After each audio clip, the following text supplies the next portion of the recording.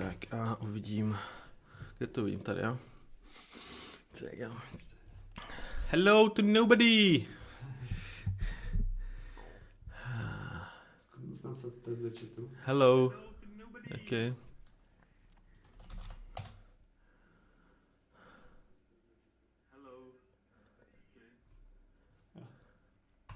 Test se tam ještě nebyl? Jo. Jo, už jo. Dobrý. Tak jo. Thank you. Je. Asi jo. Ale zasni tam, prosím tě.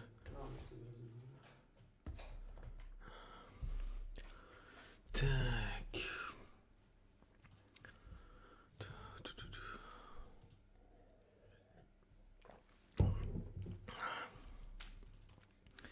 So tonight we go strictly from our special tool. Hopefully it's going to be just right.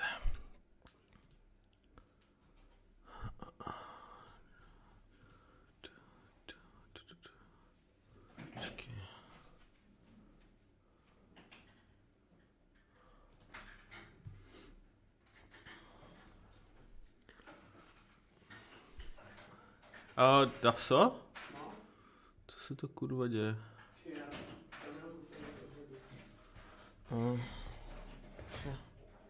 Mi tam chvilkama skákalo místo toho platformového softu nějaký jakože screen obrazovky. Jo, čekaj, takže... co to je? Co se to děje? Jo.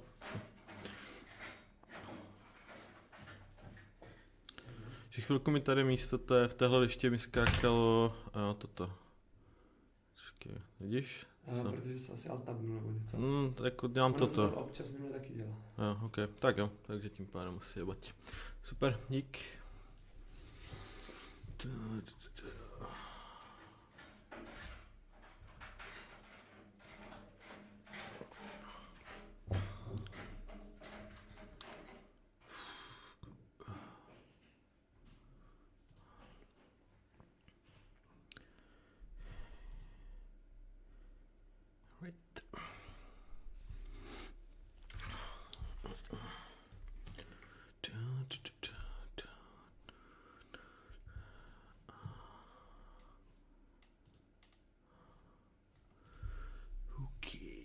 Okay, let's go.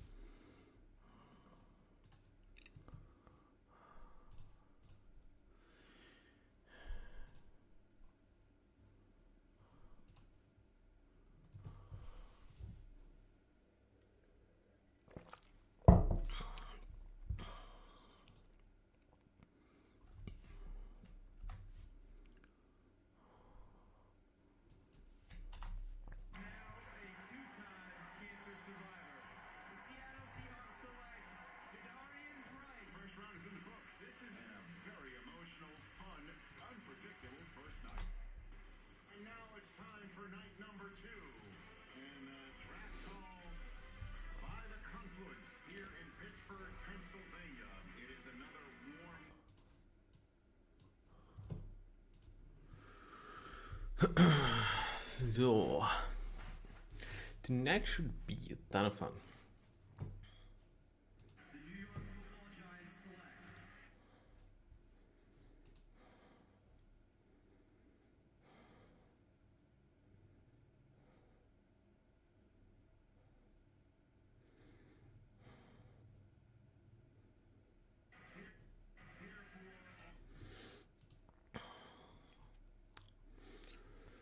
So let's talk about the biggest snubs of day one. Obviously, one of the biggest one is German McCoy. Nobody is kind of sure where he stands in terms of the injury.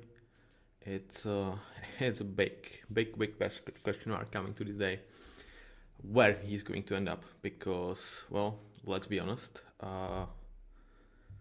like his talent tape is just freaking special.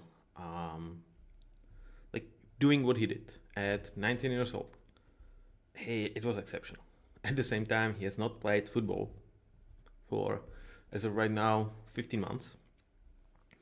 Big reports about knee being degenerative, so not really having a long-term career, and another reports about him potentially needing another repair, meaning that he would not play in 26. So at this point, it's kind of crazy. Like, I've heard a rumor or like a potential theory about him. I don't know if he falls to like the third round, to actually start calling teams about, well, let's not draft me. I kind of want to choose where I go, so kind of like slide to UDFAs and be just there. But I kind of don't think he would choose that path.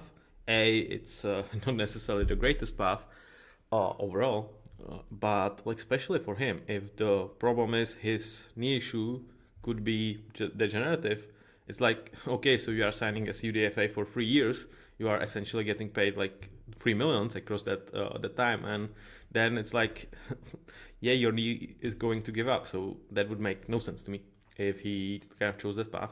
Not to mention that, like, overall having this strategy is kind of bonkers, but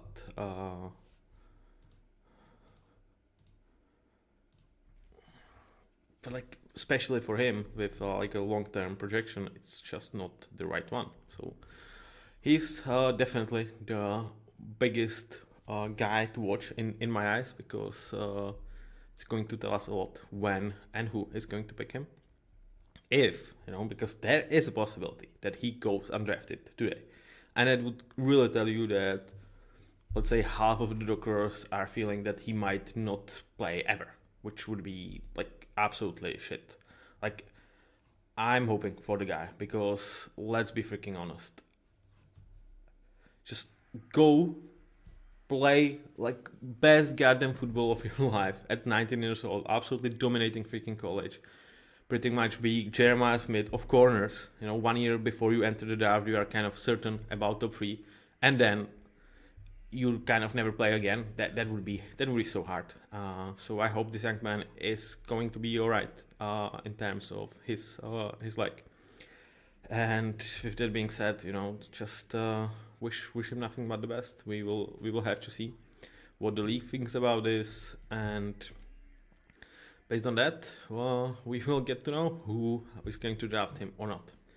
Now, today we are going to start with 49ers on the clock, who I think had pretty disappointing day one, which is almost like tough to have when you have not picked.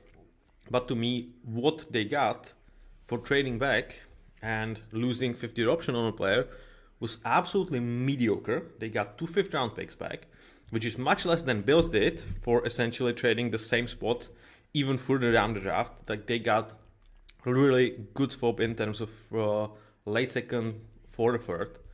Like, so to me, that's pretty disappointing. And at the same time, they actually had the chance to draft Caleb Long, what really felt like really good pick for them. And they didn't. They rather traded back. Did they thought Caleb Blom was going to stand there? I don't know. Like, I'm not certain what their plan is. Right now, the board still fell really good for them, in my opinion, because Denzel Boston is a round one talent, in my opinion, and on a positional need for this team. They could also go Zion Young. I think it's between him and Denzel Boston. With Jennings Dunker, I think he is much more straight guard prospect, even though they have listed him on ESPN as a tackle. He could also make sense, where like you can play him at guard right now And then, with Trent Williams retiring in like 2 years, you could definitely think about potentially moving him to tackle.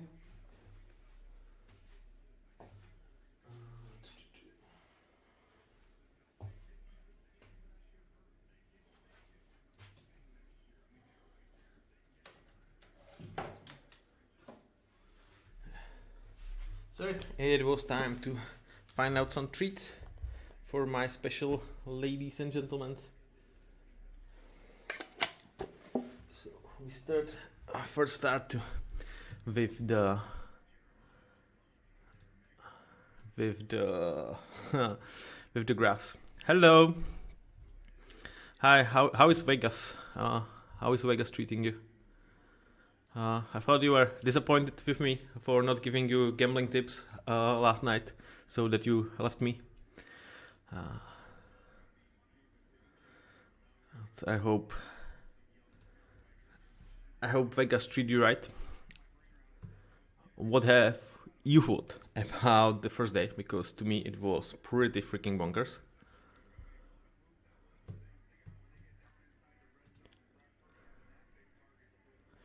Now, back to the 49ers. It's too much. Okay. Back. Alright, current pick. Yeah, I'm sorry guys, because we won't have current pick. Okay. So I hope this is going to come out alright. Well, let's hope. Hopefully the soft is going to work, because I cannot really stress enough how bad it would be if not, in terms of writing it down myself. Now, tonight we have help from first hour, so hopefully she is going to stay with us for a little bit longer. So how was the Vegas, man? Like what? How much money did you lost last night? So what are the 49ers doing? So they are milking the clock. Last night we actually had pretty quick draft compared to last couple of years. So let's see if it's going to continue. One of the most disappointing things from day one, apart from some atrocious decisions, at least in my eyes, is the Mackay Lemon situation. If you guys have not heard, he was on board, in my eyes, much longer than he should have been. And he got called from the Pittsburgh Steelers, who are hosting the freaking event, right? And the call is like, dude, we are picking you, welcome, you are the Steeler. And he was excited because obviously he was falling down and he didn't want to stay there too much longer. But they were not on the clock. The Cowboys were on the clock and they traded back with the Eagles. Eagles jumped the Steelers and they tried to call Mackay Lemon to tell him, well, dude, you are Philadelphia Eagle. But he was on the phone with the Steelers. So that was pretty insane. I mean, come on, guys. That's a really bad mistake. I cannot... Alright. I cannot stretch how, bonkers that is to me. You are, messing with person's head. Why would you do that? And two, what the hell, man? If you really wanted to ensure, you are at home. And, imagine what is also for, I believe they have drafted Max Ihanacher, if I'm not, super mistaken. Steelers. Yeah, they drafted, how great it must feel for Max. It's well, dude, we had this guy, we are picking him. Oh, we are not. So, Max, I guess, welcome to the Steelers. I'm yeah, that probably has to feel absolutely amazingly. So, only wins. Okay, that's good. So, you have no reports from this year then, right? Last win was December or something. What type of gambling are you besides poker, or is it just poker?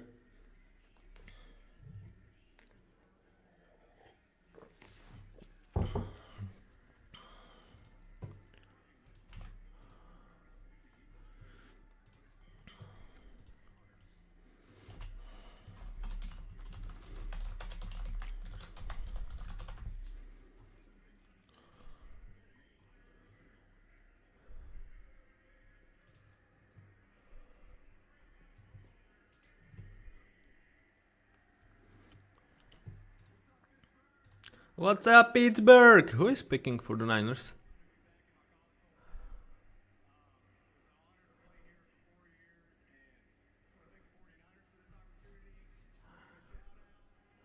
I'm sorry, I don't know this person.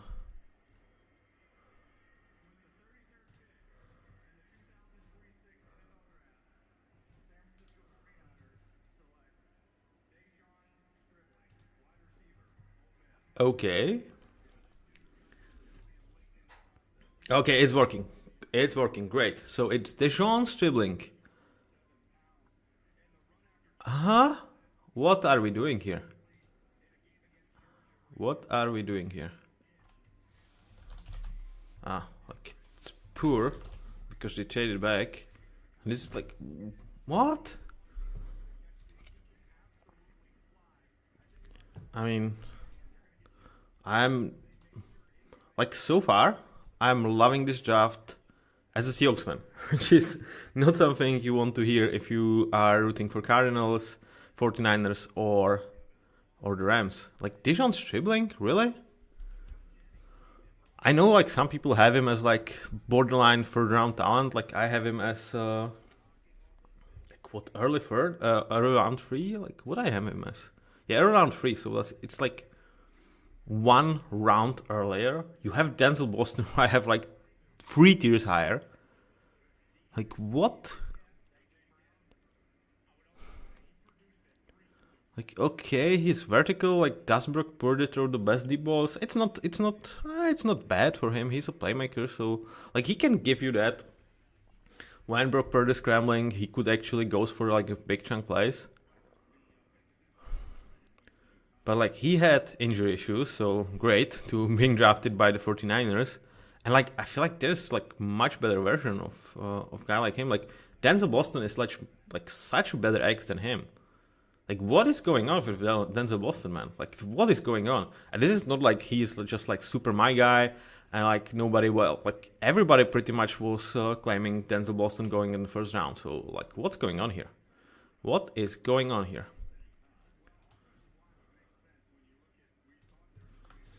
That's weird, man. That's weird.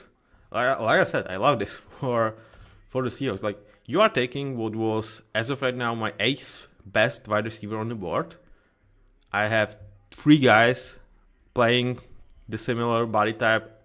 One of them is like significantly better, at least in my eyes.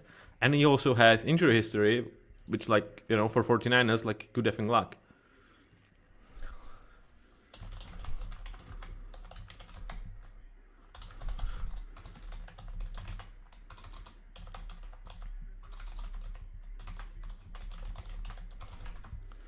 Okay, that to me is really, really weird.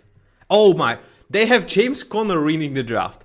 The James Conner you have renegotiated to come back on 1-year deal, signed Tyler Algier, and drafted Jeremiah Love. He's announcing your 2nd round pick. Oh god. Chase Bisontis for the Cardinals. Love it. Love it for them. Okay, this one I truly love for them.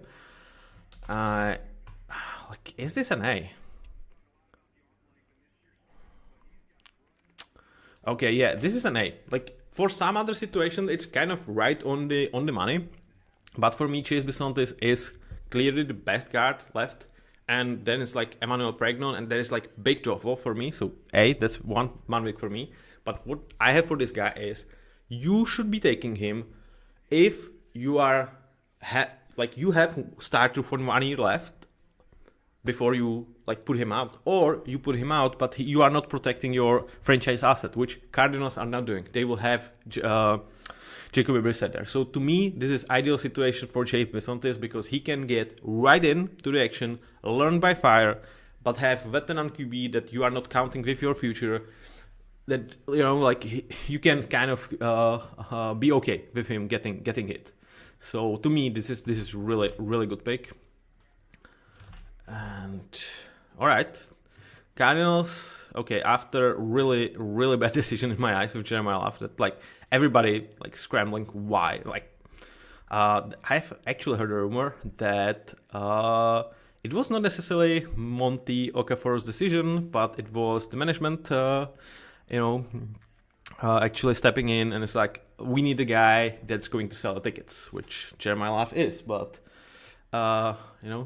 taking guys that are going to sell tickets over great players, though, like Jeremiah, taking guys that are going to sell tickets over thinking smart about what you need is not a winning strategy. So, okay, the first pick, I would say, for our division rivals that I'm actually like, all right, they got a good thing going on. So Chase Bisontis, really good pick by the Cardinals.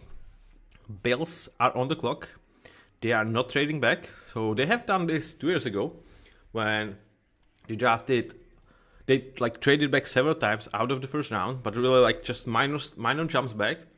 And I really like that strategy. If you have similar draft grades on several guys that you have as your tier 1 need of position, and you are like, all right, at least one of the position we are going to fill. So taking an ammunition, and perhaps later in the draft you can use that ammunition and jump from let's say 70 to 65, ensuring that when the pool of top end talent for the position that you want thins, that you can jump the teams and actually get the guy. I think that's a very good strategy. I really like the Bills for doing that. So now it's time to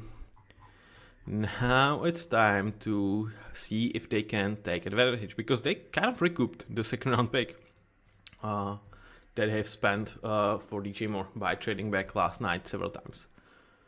They sacrificed some things. It's not like they got straight up second for the trade backs, but they got a lot of value. So who could they have two absolutely three. Every single guy, I'm absolutely standing behind that pick. Jacob Rodriguez, I think, would be phenomenal for them. Caden McDonald, aka Caden McPounder, everybody would be cool with him being drafted in the first round with the Bills. If he's still there, I think he should be the pick. But to me, if it's not one of these three, I'm not sure. Christian Miller, I can see Christian Miller, but McDonald to me is Bills.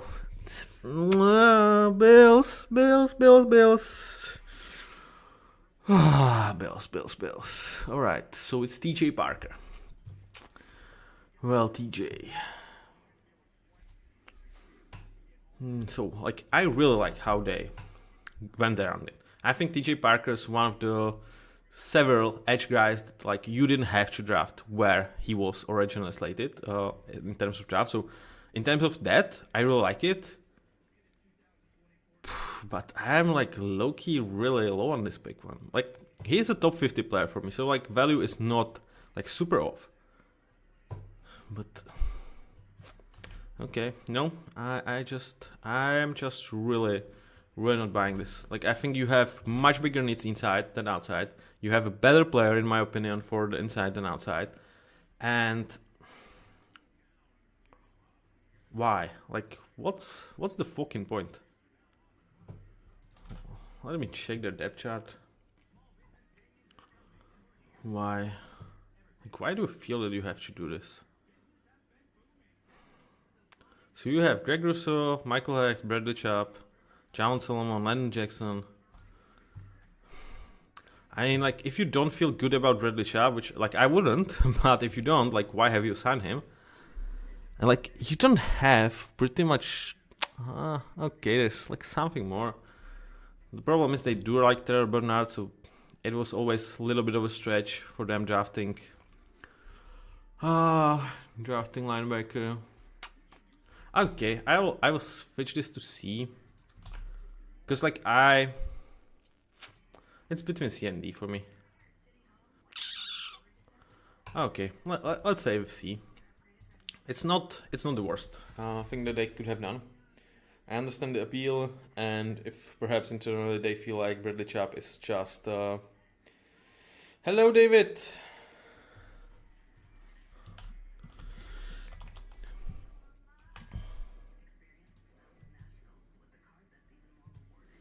I have okay.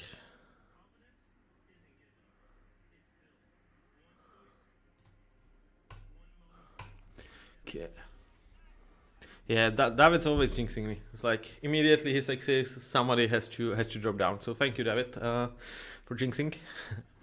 Now, okay, we are back. So the Texans have traded up. Interesting how much they have spent for this. Where's the tracker? Where's the tracker? It's not a tracker, right? Okay, here it is. No, I don't want that. Or do I? No. What do I want? I know what I want.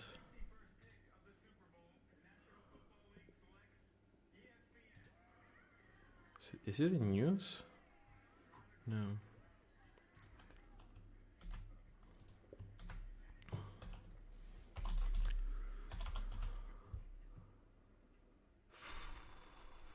Okay, this should be it.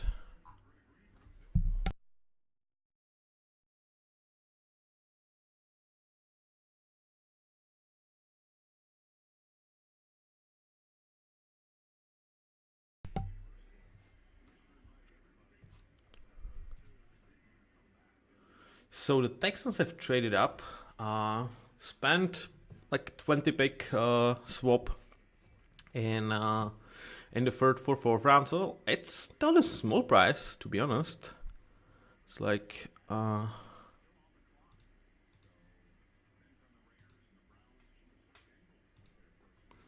it's not the smallest amount. So they clearly have to have someone in mind. Like from my board, it would be clear. It would be Caden McDonald or Christian Miller. I definitely can see them trading up for Emmanuel Pregnon because their offensive line, even though it progressed last year significantly, and they have continued to make some adjustments and signings throughout the summer, it definitely needs more. So the drop-off after Pregnon, in my eyes, is very steep. So I can definitely see them trading up to secure that Pregnon is going to be theirs. Yeah, I think like these three guys are absolutely alright. Is this Chairman McCoy somehow, some way? That would be naughty. That would be naughty if they done that. Okay, alright. Caden McDonald, aka Caden McPounder, is a Houston Texan. I love it. I absolutely love this. Yeah, the big man's getting emotional. Love it. Absolutely love this one. That's rare excellent because they have traded up to get him. They have not sacrificed too much, and like ensuring that you are getting Caden McDonald. Oh my god, like dude, no tackle for the defense. Like he is going to get you to third downs where you have Will freaking Anderson and Daniel Hunter. I don't want to play Texans defense, man. Like they are just nasty. This is naughty. This is really naughty. Like, come on, guys. What have you done, league? What have you done? Like letting them get this dude is just absolutely brutal. Absolutely brutal for everyone. Like, I think somebody has screwed up. Somebody has screwed up with this one. To me, oh well, that's really nice. That is really freaking nice.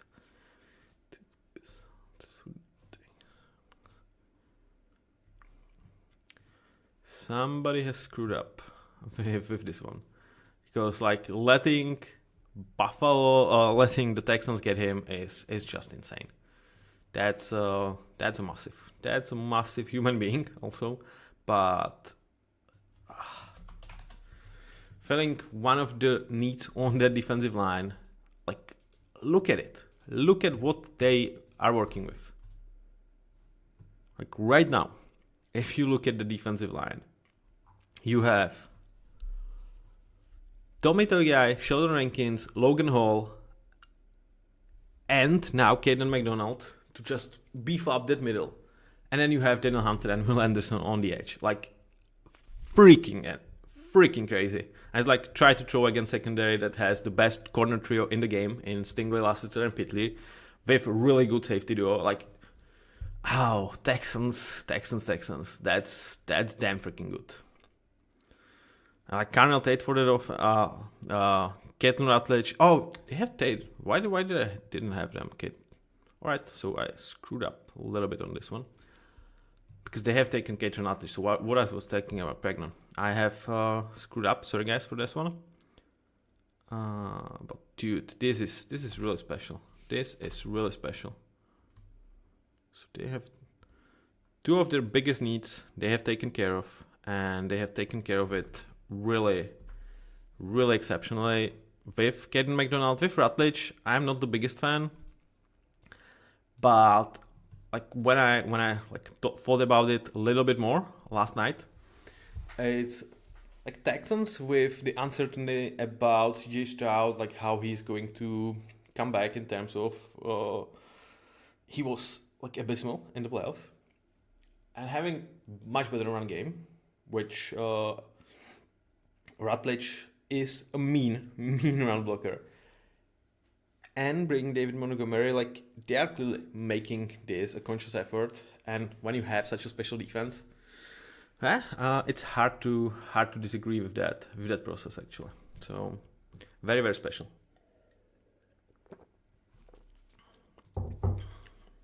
I'm very hot boy. Oh, McDonald is definitely, I mean, come on. Like, dude, for having to wait, because the earliest range for him was like, I think 18, 20. Having to wait to second round, now getting to work with Demico Ryans at the defense, like, that must feel so freaking good. That must feel so freaking good. It's like, I guess it's like very similar to Micah Lyman. Like, you had to wait, but you are getting to the Eagles. Like that's really, really freaking nice. So amazing for them and for this Hangman. So now Giants, it has to be Christian Miller or Lee Hunter, like one of those D tackles, right? Or it could be Denzel Boston. Like he would be like a good pairing with Mike Neighbors. So man, they have so many great options. Like Giants could be absolutely smashing this draft. They have started, like day one was exceptional for them.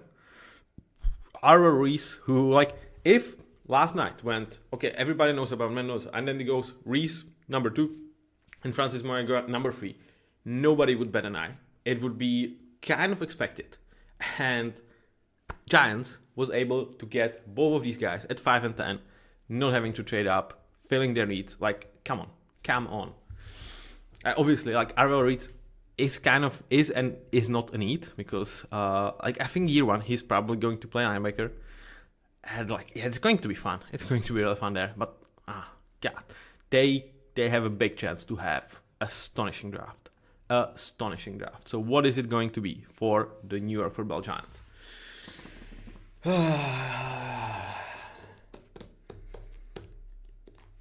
Like I'm looking at those defensive tackles. Do they have another pick in this round? No, they don't have another pick today.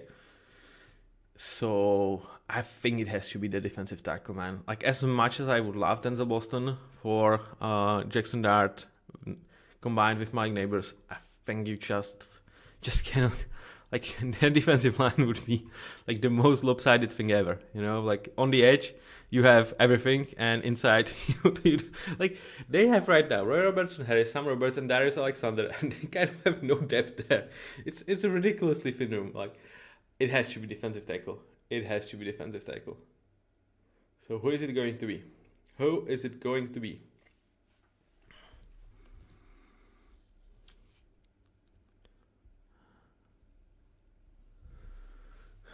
No spoils in the chat, please. Okay. It's Colton Hood. Well. This tells us two things. They have to believe that the defensive tackle, I mean, that it's deeper than I would say. And B, okay, some problem. What the fuck?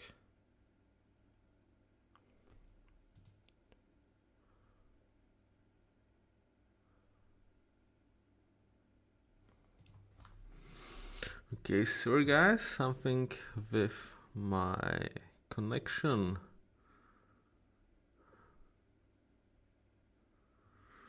What the hell is going on?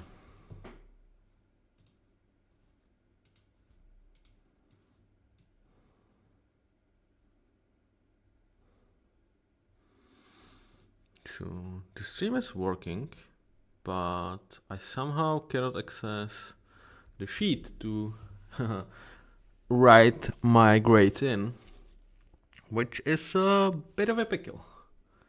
Okay, we are back. We are back. So Colton Hood. Huh.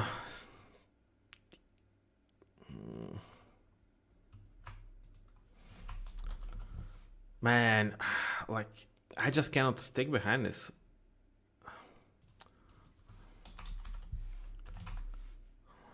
Yeah, I think this is like this. Like, I don't think Colton Hood is necessarily like bad corner. I think him lacking really the experience from the zone is going to push him back. How much it's going to hurt him in the Giants? Probably not as much, but at the same time, I had two guys that I feel like better. Like they're higher on my board, but it's pretty close. But and like CB was a need, so like it's not like super bad, but it just feels like underwhelming in two aspects. And the biggest aspect is like, what the hell are you thinking about your defensive tackle room? Like you don't have next pick this today. So what are we doing? What are we doing with 50th defensive tackle room, man?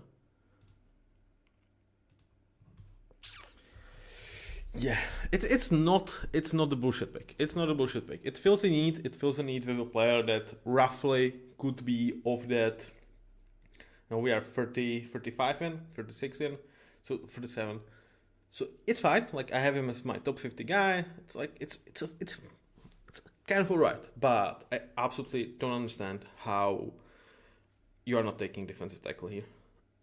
Or if like they would take a swing on McCoy, which again, like Colton Hood over Jeremiah McCoy, tells you something. Raiders with Traden Dukes. So they have a ton of T1 needs, so they were going the best guy, the best player available for them.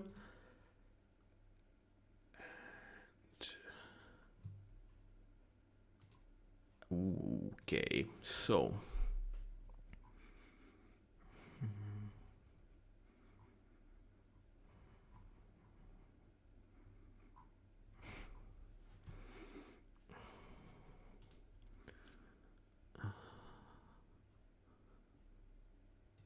what? Okay.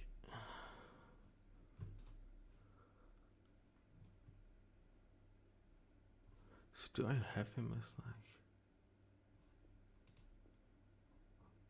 What's going on? What is going on?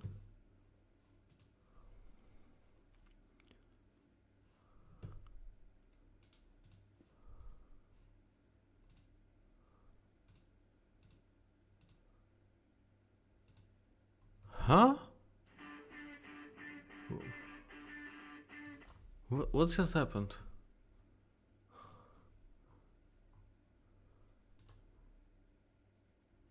Okay. Some weirdly, I have not had Traden in my write-ups. Okay, I have omitted him. Oh no. Yeah. Now I see what I have done wrongly. Okay, so to me, Traden is. Sorry, I'm struggling a bit. Where did I put him?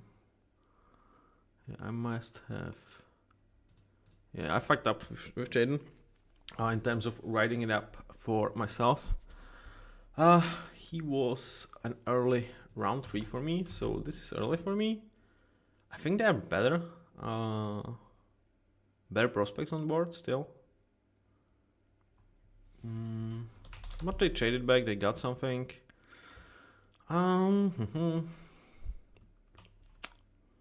Okay, man, I don't like it. I really don't. It's like, why not going the best player available? Like, I have, 4 safeties ahead of him. And it's like the position that actually when They traded with the Texans, acquiring like the 96th pick or 91st. That's kind of a spot where a lot of these guys could still be up, like including Stukes. I think there was still a chance that he would be up on board. So I'm not a big fan of this. Definitely not. I'm glad that they at least traded back. It's not Gruden's time where like we are taking a guy no matter what because he's going to be the next great thing somehow, some way.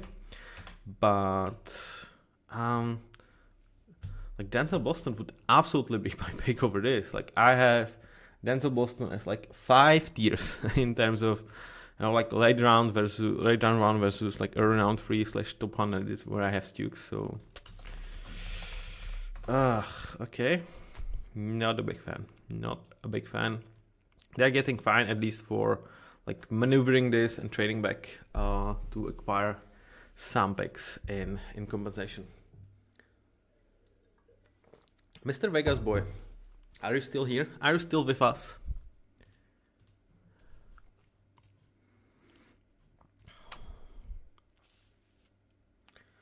Now the Browns are on the table. Could Browns take a chance with Jeremy McCoy? They are actually okay. They took Denzel Boston. Another exceptional pick, and like we are cooking. We are cooking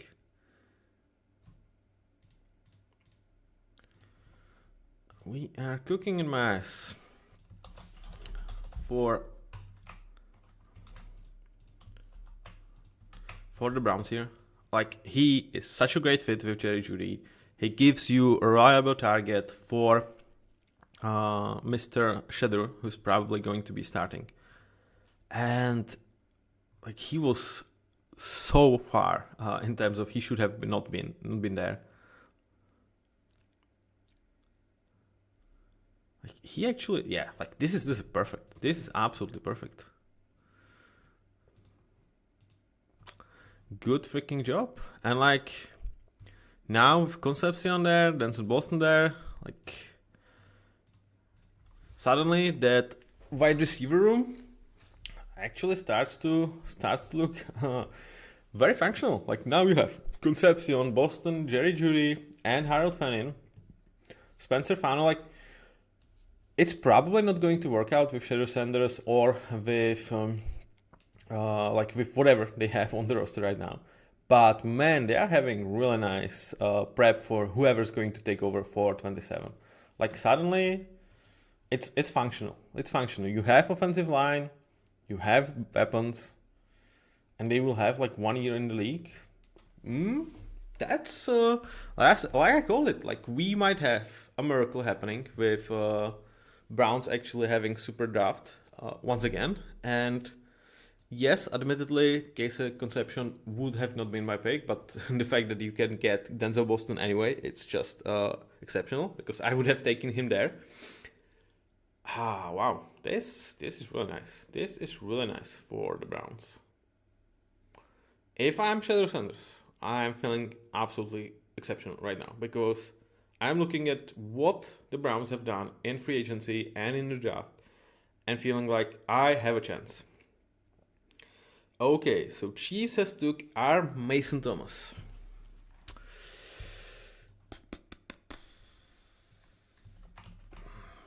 I was lower on Thomas than I think the consensus was. I have him as a early round 3 guy, but admittedly, with the edge players, I don't have anybody like 2 tiers ahead of him. I have guys like top 50, so that to me is like 15 pick difference. And with Aaron Mason Thomas, like I know I have been slightly lower than what I saw from other people, and like because that's the thing with me. Like I'm not valuing speed as much as clearly a lot of other analysts and clearly a lot of GMs in the league for my edge rusher. I want guys to compress the pocket rather than run around it. So, but they have that in George Karlaftis to a degree. You have Chris Jones. I think Armason Thomas is absolutely okay for them. They didn't have to trade up to get him. We are what, 30 pick in? Okay, I think it's fine. To me, it's fine. And I would probably go B. Like, yeah, I think it's alright. It's alright on both scales. Oh, probably good. Not fine. It's probably good. Yeah, I think Chiefs have done a solid job with this one. And also they have drafted Peter Woods, right? So that would give you like huge boost to that defensive line. And yeah, okay, all right. When we talk about the fact that it actually complements Peter Woods very well. Okay, that I start to like it more and more. Like, I'm not going to call this a steal or anything, but I actually probably will arrive at great. Because individually, like, neither Peter Woods pick or Mason Thomas picks actually make me like super excited. But when you put them together, I think it shows a clear plan and complements very well. And we are seeing run on edge rushers. It's the Bengals taking Cassius Howell. Okay, so the Bengals. I felt like you had other needs than this. Budeme mít ještě Shamar Stewart, Miles Murphy, Isaiah Foskey, like, Okay, I guess it's fine. And the value is also fine.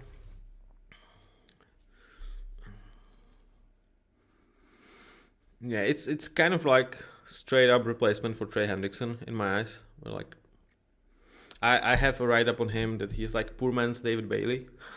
He's not going to give you run defense, but he's so freaking explosive. And I have that like playoff teams could absolutely value him more than the other teams.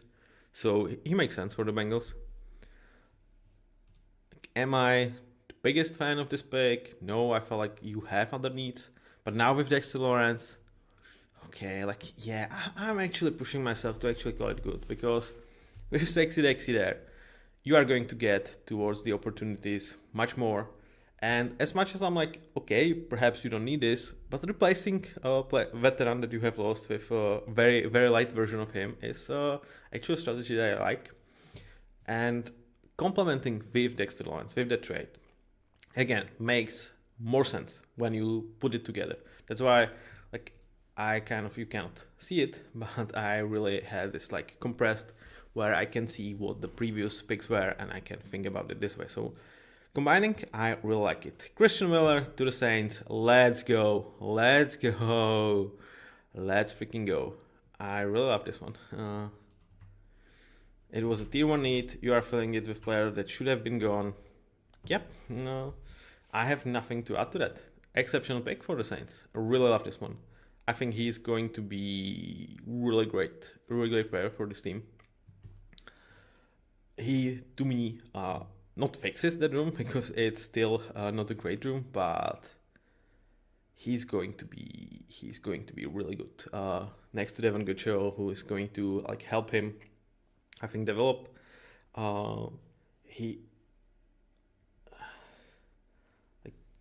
Can he ever be like a true 3-down excellent player? I'm not so certain, but he can be very disruptive and really like good in both phases. Getting him at 42, like, I would have been okay with him as early as like 20, when I would be like, yeah, fine, that's where his range kind of starts. Who is best QB in my eyes? It's Josh Allen. It is Josh Allen. Hello, Sport Live TV. Nice to meet you here. My number one is Josh Allen. I encourage you. I actually have tier maker videos. It's done in shorts over YouTube. I have guys in chunks, and to me, it's Josh Allen. I think he just does the most for his team. It's like the most versatile. And I understand, like, if we are just talking about the guy in playoffs, I would still take Patrick Mahomes. Yes, I would. But I am not holding like 80% of the losses that the Bills encounter in the playoffs on Josh Allen. I think he's absolutely exceptional. He really feels like a brilliant leader and just such a tough son of a, you know what. Yeah, he to me is number one. I think he's playing the best football right now out of the quarterbacks. And like right now we could see like Stafford for the argument because of an MVP, etc. But like right now, when I combine like last 3 seasons, I think Josh Allen is the best quarterback in the league. It's close. It's really close, but I think the crown is him.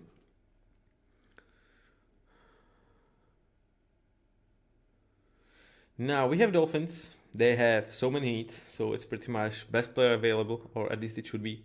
To me, it would absolutely be a wide receiver. You have your choices of them. So if I'm Dolphins, well, man, they have a ton of picks today. Like, who would I love for Malik Willis out of the wide receivers that are there? Jeremy Bernard. I would love Jeremy Bernard. Because like Malik Willis with his playmaking ability, having a guy that can get open to open you the first and easy target, and like kind of be like, okay, the first read, it's a lot of the times it's actually going to be there with Bernard. If not, I can scramble. Like I can see a designing of a lot of the plays that could be done this way, and there would have like a very nice success rate for the Dolphins. I think Bernard offering you that is very, very nice. So he would be my pick.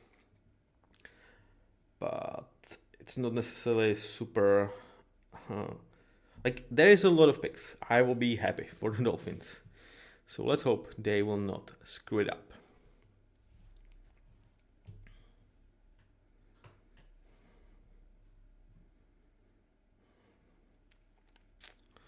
So I will drink a little bit. Oh, shit.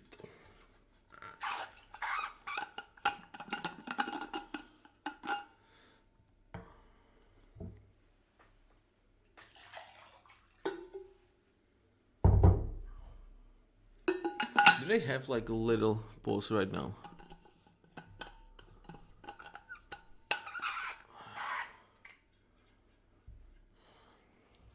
Like for some reason they are showing quarterbacks that are still available, which like if Dolphins are drafting a quarterback, I'm going to lose it with that franchise. Vodka. Oh man, I cannot drink vodka anymore. Like last time I have drunk it, I was like 10 years younger than I am right now, and it ended up very poorly, very freaking poorly. It's one of the like I cannot call it bad memories because I kind of have no memories of the day. Oh, it was probably night. I'm not drinking it during the day, of course, and I do encourage you not to do the same. Okay, it seems like we might have a cat army arriving for some treats. So let's see if we can bring them in, or if it's just going to be a young lovely lady. You have to do it on camera, otherwise it doesn't count. Welcome to 2026. On camera. Now. Okay, that's better. That is better. Okay, you're not... Okay, why? Alright, so where's the...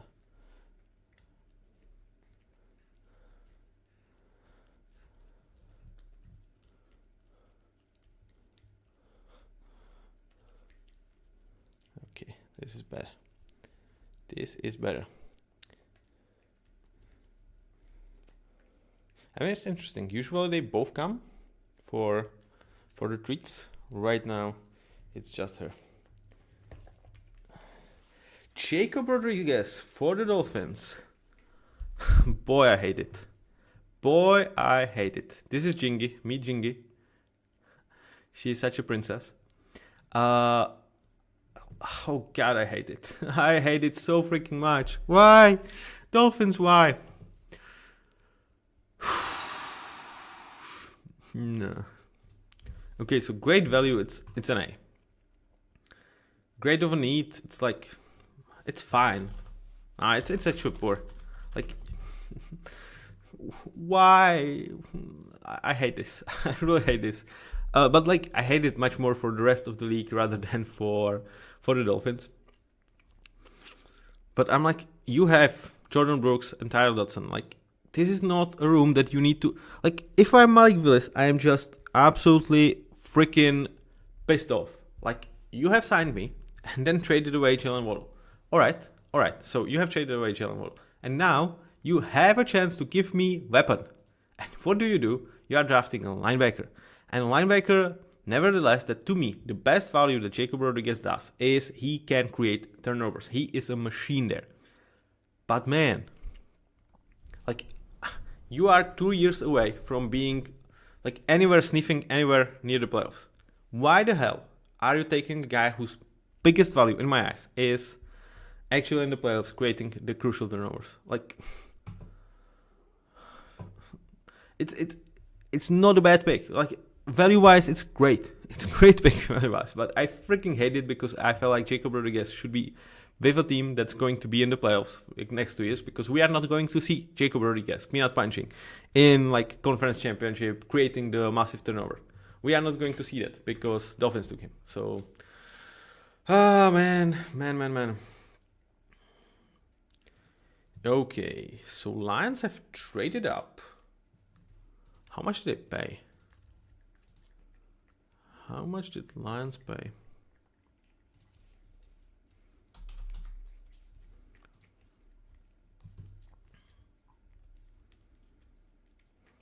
$50 and $128. Okay, that's reasonable. And they're getting Mr. Moore. Okay. I have only one guy in my top 50 left. So, yeah, to me, this is great. You are trading up. You are taking a Michigan guy. Yeah, like, I might even call it superb. Yeah, I'm going to pump it up. I think still value-wise, it's just B. It's like really, really nice. But process-wise, I really love it. You need the second edge rusher over to Aiden Hutchinson. He, to me, is not... He's never going to be a superstar, but you have that in Hutch. And to me, he has like dependable traits for everything. High floor guy. Yeah. Okay, should I give it an A? Okay, let's pump it up. Let's pump it up, guys. Let's spread love some more to Derek Moore. Oh, this is such a Lions pick. I really like him. I think this is really, really good value. And clearly something that they have felt strongly about. Because they traded up for him. Yeah, it's very, very, very nice. Process-wise, value-wise, this is good. This is truly good. It's done. You have ate it all. Yes, it's all gone. She does not believe me that it all is gone.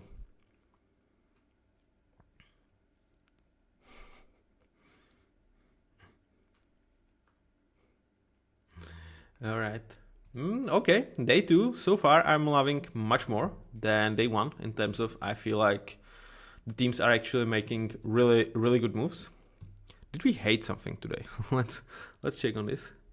Did we hate something? Traden Stukes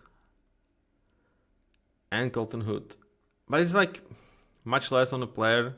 So Traden Stukes is like the one that I'm like really, really mind boggled. Everything else is like really, really, really solid.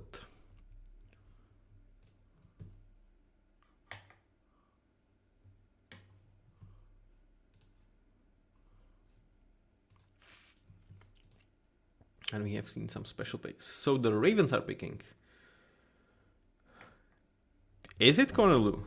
Could this be Connor Lew? I think if it's Connor Lew, they could have traded back like 10 to 15 spots and take him.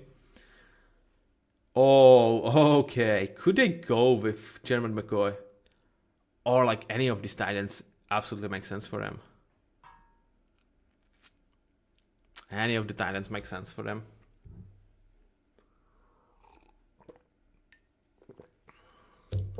This is really a really nice situation for the Ravens. I think like Ioane being still there for them in first round was absolutely massive. And right now, there is a lot of good picks for them. A lot of good picks. Who would be my guy? Who would be my guy for the Ravens right now?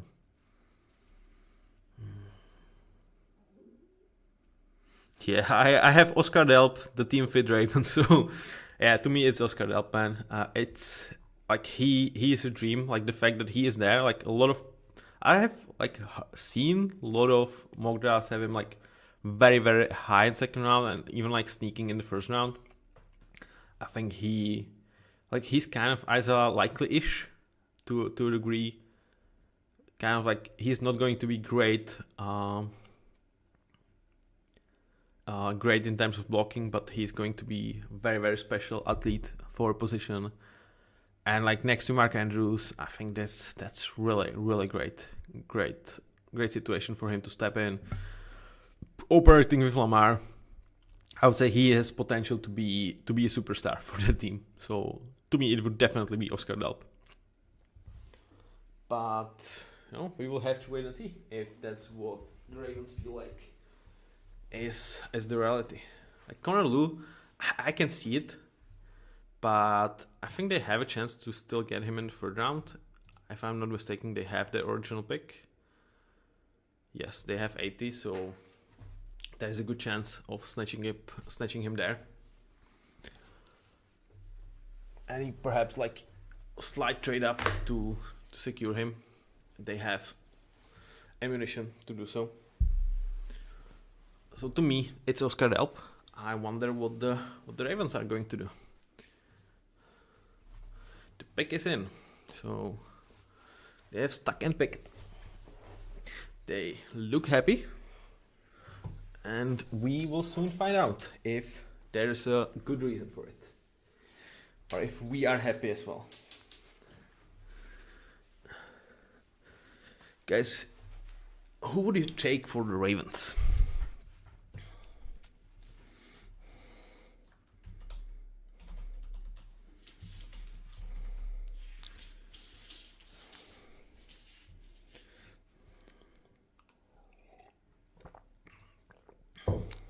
Is it just me, or is this actually slightly slower than last night? I don't know, perhaps because I'm not like watching the stream and like only have this tool that I'm getting my information through. It feels slower, but maybe it's also because like today it's more picks that I'm like, yeah, this is great. Oh my god, they have done the right thing, rather than last night where I was like processing the shocks by several GMs. Come on, get down. So. Oh gosh.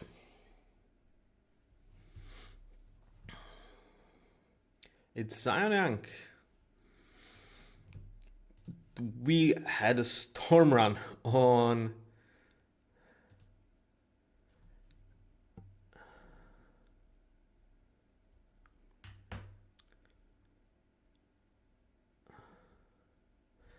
Oh, I still had Zion.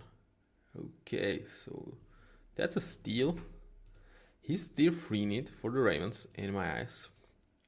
I was like, I had this with caveat. It's like, how much do you trust Mike Green? So I still will keep it there because I feel like there was a bigger need for the Ravens to address rather than the edge. But a lot of people were like super massive on they have to take an edge. You don't go with what they have into the year. So from that perspective, like Like I was okay with Mike Green, Trey Hendrickson, and Tavius Robinson with Addis Isaac there as well, but Zion Young is a steal at this point in my eyes. Like this is late for him. He should have been gone like 10 picks. So get him at what we are 45. Yeah, that's very nice. And they can definitely feel that that room is missing someone. And he to me is like such a like plug and play guy that's going to be your free immediately. So you're kind of buying yourself a better floor than you have with Mike Green. He to me is like eat your vegetables type of guy, and when you have Trey Hendrickson and Mike Green, was like the projection on Trey Hendrickson and the health is questionable. Also, he's not a great run defender. The same goes with Mike Green. He has off-field concerns. So like now you know we have an H3. He's potential H2. So for other teams, the value might not have been as high as it is for the Ravens. And even there, like I was settling, like overall, I think like this is early round 2 guy. So for the Ravens, it's a really special pick. It's like I came to really like this one.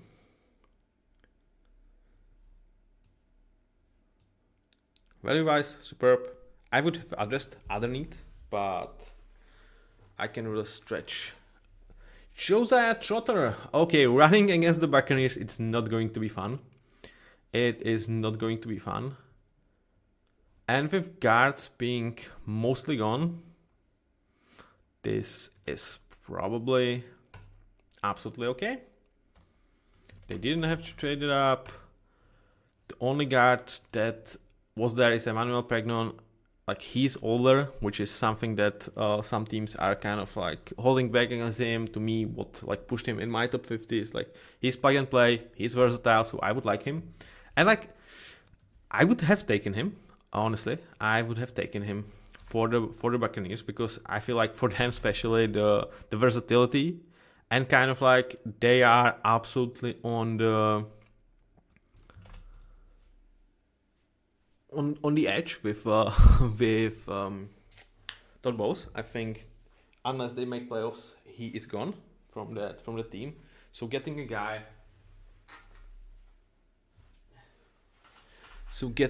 in Emmanuel Pregnon who is absolutely ready to start and ensures your offensive line is really what I would do. Like I would drop this one to just good because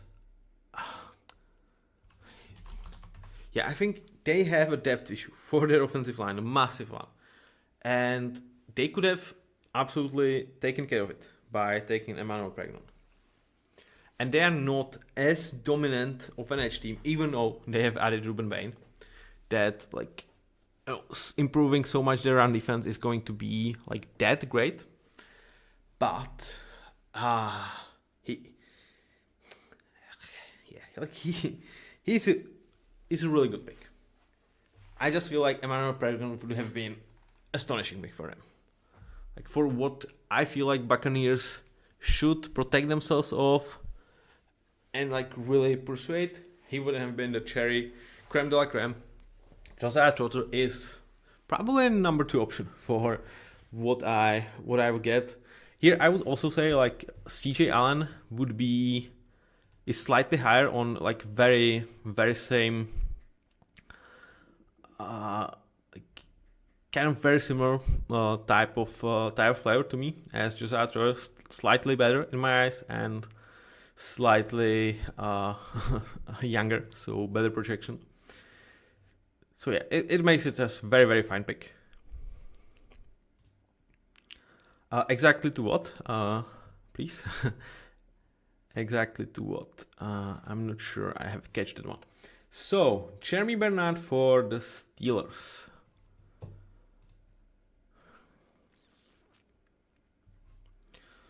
You know, one of the best wide receivers left on the board, so that's fine.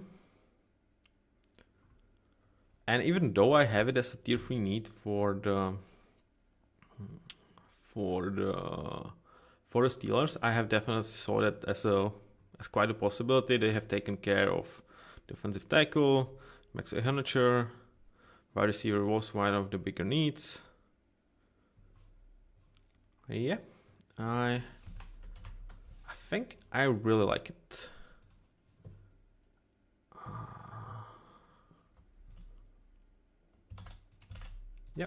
It's just really good pick. He to me is kind of a great part of room 3. Like he's a floor raiser, and where you have like DK Metcalf and then it's like Michael Pittman, he complements them well. Yeah, that's very, very solid pick for the Steelers. I think despite the Mikael Lemon travesty, they have a really good draft and clearly telling us that they want another wide receiver into that room. And when you are paying DK Metcalf and Michael Pittman around like $60 million a year, having a guy on rookie deal absolutely helps that. So I'm not sure if I would have done anything different. It doesn't mean it's a clear A to me. It's just like sometimes the best options are just really good ones, and to me this is a really good option that they have made. So good job, Steelers. So far so good. Beside Mikael Lemon, but like not like the faux pas with him. Jeremy Bernard, yeah, I think Steelers. Aaron Rodgers, is he come back with the team already? Like I don't know, Steelers fans, how you put up with this. Honestly, like for years you are just stuck in the middle, and now you are. If it feels like you are, like I don't know, getting hauled off by Aaron Rodgers, who is like 24th best QB or 20th best QB right now, like. Just making ass out of you in my eyes. So I don't know. Like I would have not been right. Okay, Dave Winters traded to Cowboys. That's interesting. Dave Winters to Cowboys. So does it change anything? It does. Like definitely lowers their LB need. In my eyes. And now Falcons are on the board. They absolutely would have loved Jeremy Bernard in my eyes. Now, I don't think they should take Elijah Surratt. Chris Brazel, there is some questions about... No, it's Chris Bell. I have these two guys under. So there's question about the injuries for Bell. With Brazel, how does he fit into that wide receiver? Like I think it should be wide receiver. Like it's probably going to be like a lot of wide receivers just flying off the board right now.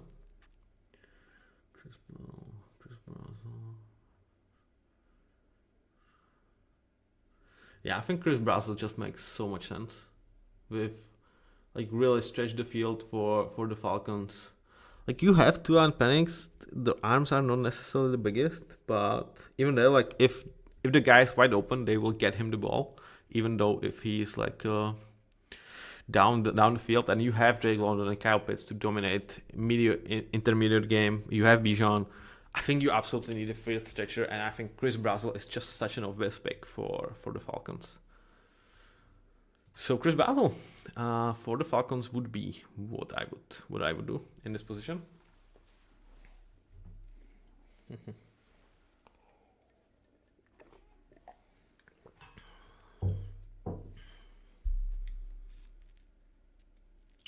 Channing Zunkers is also interesting because he is a tackle by the write-up, but a lot of people project him to go straight up to the guard.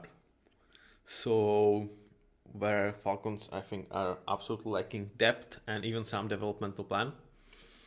So I can see them as a pick because there is I would say like the drop is slightly bigger there than with wide receivers, but where are Falcons picking next?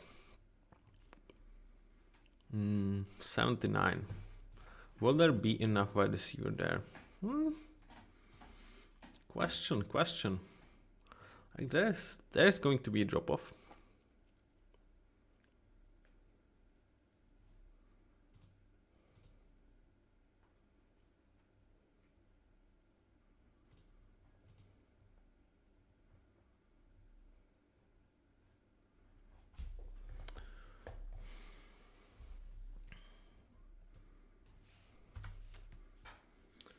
So to me, this should be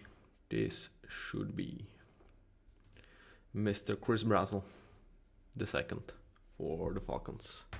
Do I have another pause? Like, guys, like do it quicker.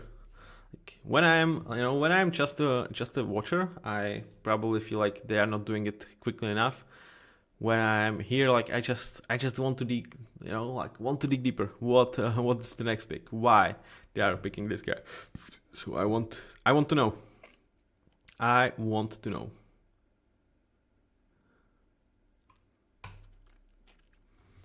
Falcons, the team that is low-key in one of the worst situations in football. Avion Terrell, alright. Okay, it's not the biggest need for the Falcons. It's not.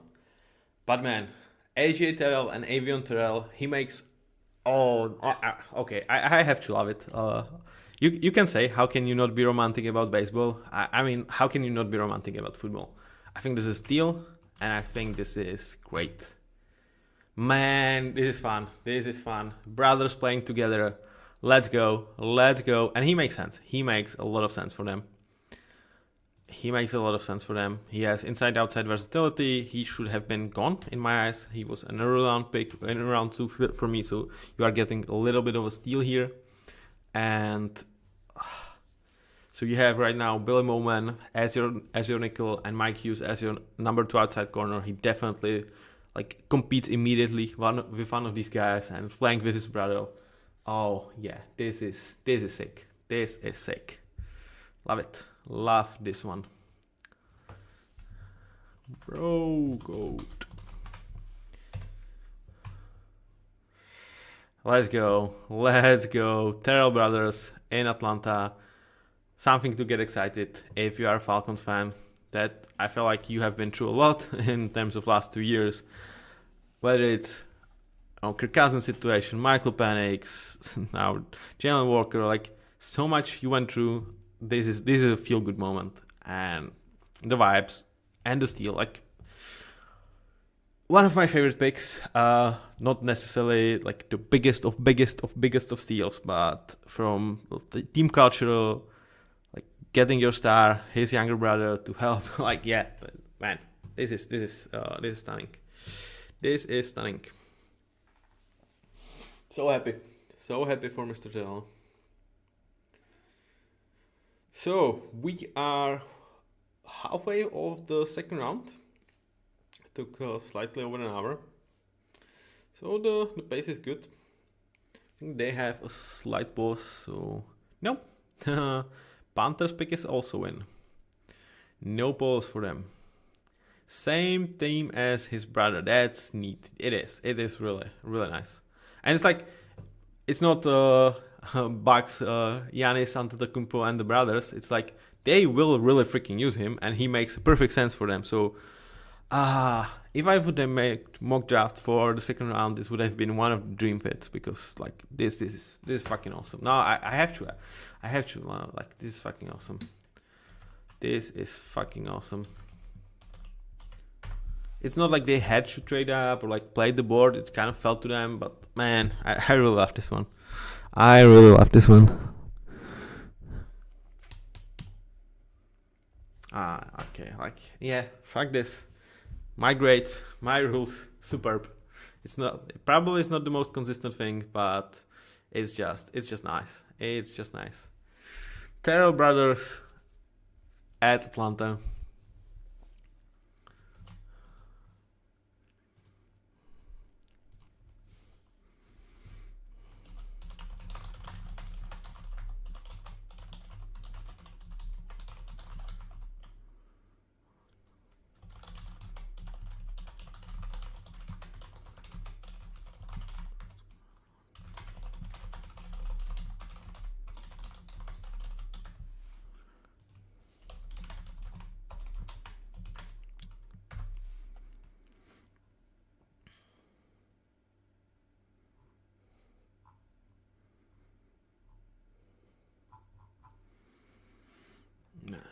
I love this. I really love this for the Falcons.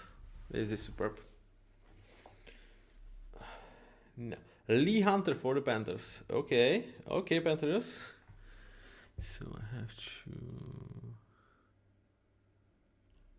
Panthers. Okay, I have taken my feeling. Now it's Lee Hunter. Why are you doing this, Chingy? Why are you dropping the camera? Sony Hunter. Good. B.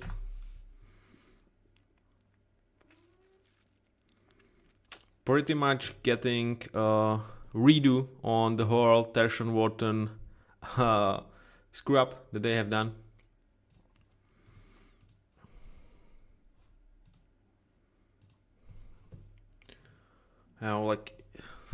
Do I necessarily like that you are committing the second round pick and $50 million of the cap space to kind of a designated pass rusher? No.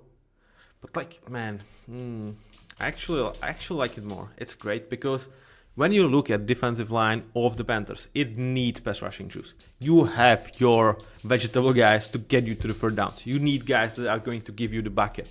And Lee Hunter is that. So, man, do I give it an A? I actually give it an A. I think it makes so much sense for where Panthers are at, and that defense could actually, from an absolute laughingstock that they were 2 years ago towards now being low-key very good defense. And when you have Bryce Young, who has been up and down, I think not even the biggest Bryce Young apologists are going to say he is down to down, game to game, consistent type of number one pick that they hope for. But boy, is he clutch. When the time counts, he delivers. He freaking delivers. And Lee Hunter is a guy that's going to improve that defense quite significantly. And actually, with that, indirectly helping Bryce Young to be in much more closer games and then to do his magic. So I'm really happy for Panthers. This is great. Was there a better pick? Potentially, but it would definitely top 3 of what they could have done. So to me, very, very special. Very special.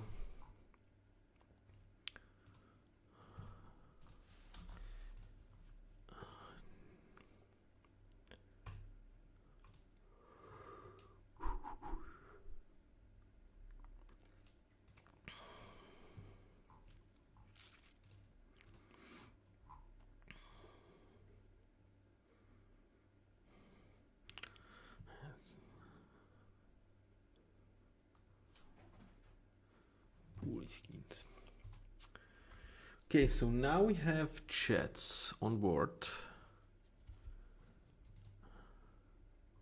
The pick is in, so they are not trading back. How many picks do they have in this round? It's just they don't have a third round pick, so they traded something to get Amari Cooper Jr. last night, which kind of saved their draft in the first round, in my opinion. If their draft would be Omar Cooper at 2, that would be really rich. But David Bailey at 16 and Kenyon Sadiq at 30, it would probably fit more with my evaluation of those players. But okay, now they have still a ton of needs. The biggest one, obviously, is a corner in my eyes. Could they go with German McCoy? I don't think they will. Because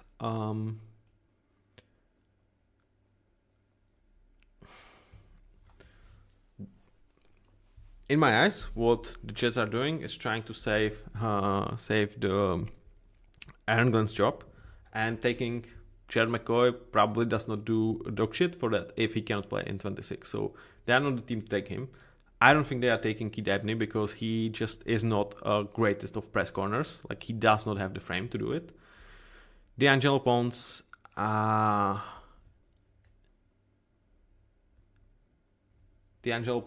feels like a Jet. Feels like the Aaron Glenn potential type.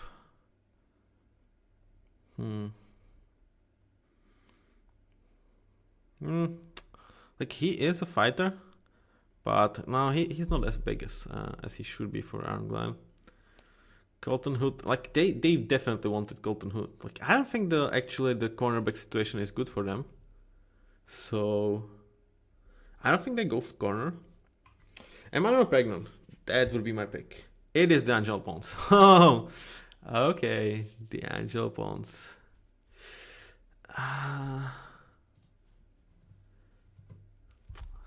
Just as I said that like they probably will go with him. They do. So they are addressing the need with my second best player on the board for that position with Kidabni. I don't think he is their guy. So I'm just struggling to give this an A. I think Pregnant would be a better pick for them. It's great. Like this is between great and A or B. It's really between. Yeah, the German McCoy slide is real, man. Like dare I dream about German McCoy to the Seahawks in the second round.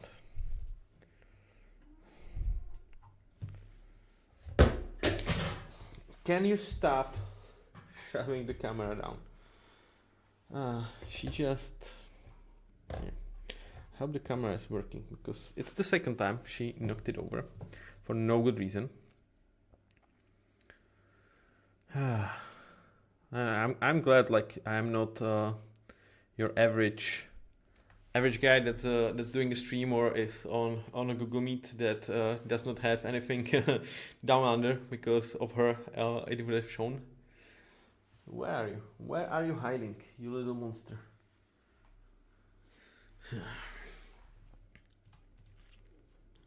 Okay, guys, I will take a quick break and be right back in.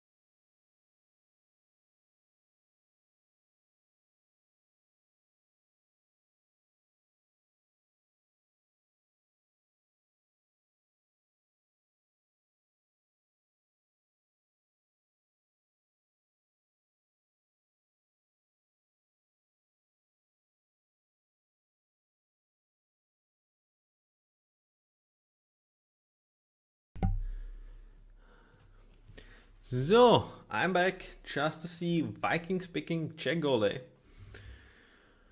Where do we stand on Jack Goldie? It's not the biggest need in my eyes for the Vikings.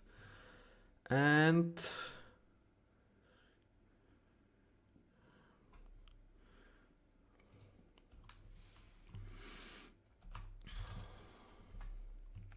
okay, so to me the process is just fine because I think you have better needs than the linebacker, especially in Jack Goldie, because to me he's a developmental guy. But at the same time, the value starts to fade. Like I have him as a early round 3, so we are getting there. And he's entering a situation where I don't think linebacker is a big need for this team. When you have Blake Cashman, where you have Eric Wilson and Ivan Pace, and you have Brian Flores to like turn him into a monster. I think in 2 years we might look at Jack Goldie as like, oh god, this dude can absolutely be he can absolutely be great. So I really like this for the Vikings. I just think like I would have not used this pick, but it makes sense.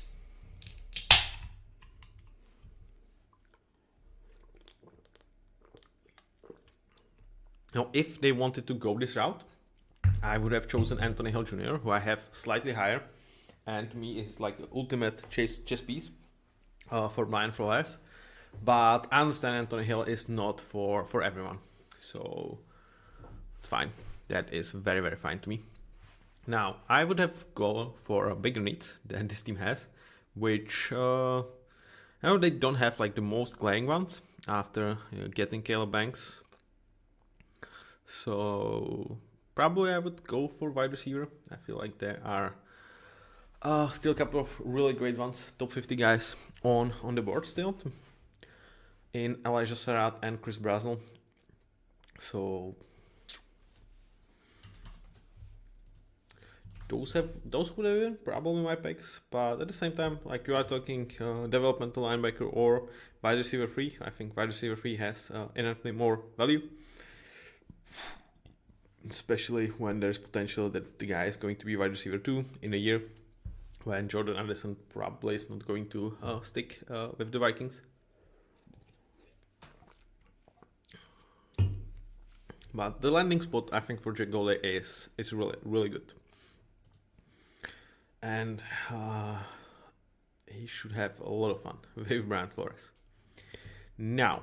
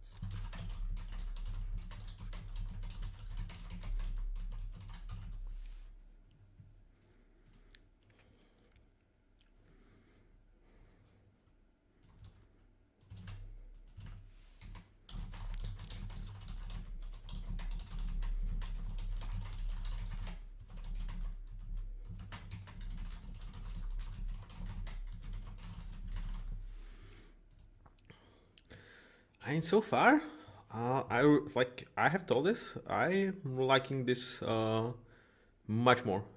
Perhaps it's like I have lesser expectations of the teams, but I also feel like there has been a lot of screw ups in the first round that kind of allowed so many great picks right now. Oh, what just happened? What just happened? No. Okay. Whew. Oh, my heart stopped for a while, but we are back. The soft is back. Packers have drafted Brandon Cisse and almost breaked out Peter's stream. So Brandon Cisse to the Packers. They are undressing the corner. There was like a big secret that if they are not going to draft corner, Trayvon Diggs is going to resign with them. They might still do it. Keith Abney. Okay, they are looking for that. Around the ball. Okay.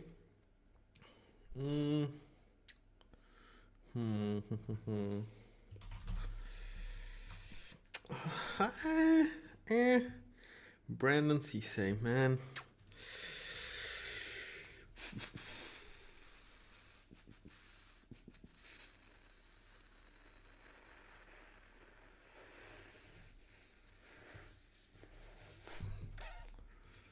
It's probably just a C for me. I would prefer Abney if we are taking corner for the Packers. And it's a little bit early for him in my eyes. And like, I think there are bigger needs for this team than the corner. I feel like you can get Brandon Cisse's type of like a quality player with that 84 pick. Here I would say the DTs are still there that you could have taken in Darrell Jackson. Like, I think he could help you quite a lot. Or Emmanuel Pregnon. really bolster your offensive line. So it's not like a horrendous pick. It really hovers between B and C for me. And like the process is fine. You are attacking the room that you need to. Like he's a fine player. I think his upside is CB2, which I think you have several of those. So it's probably just fine. Yeah, like more and more I think about this, I'm just with his upside being nice CB2.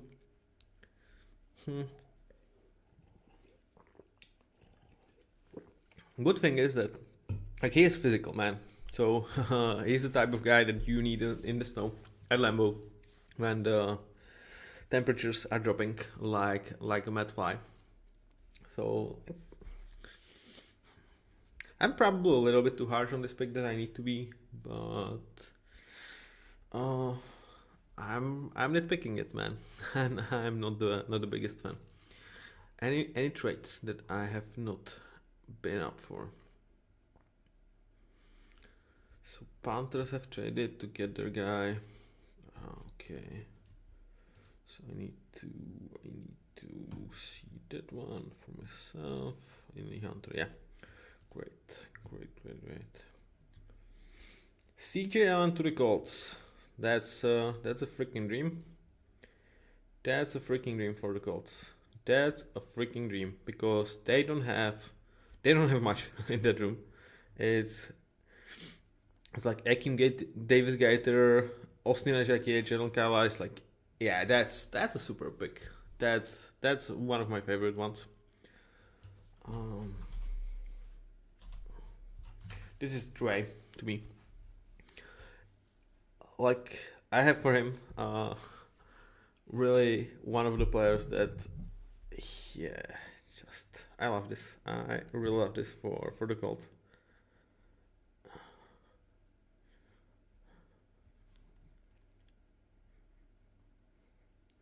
Like very like I see him very much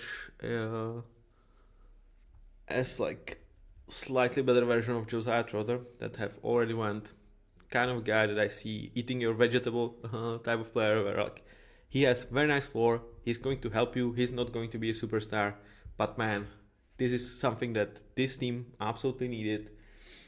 And with linebackers, like what I don't like in terms of the value of linebackers is like usually you're taking the traitsy guys that it takes time to adjust to the game speed of the NFL, and then they are either a bust or you have to pay them high or somebody else will. With CJ Allen, you are getting plug and play starter for 4 years. I think he's LB now, LB2 right now, and he can like develop into like you're like 10 to 15 best linebacker in the game. His ceiling is not higher than that, but that's absolutely in play for an LB1 spot for years to come, and like immediate LB2. Just very, very happy.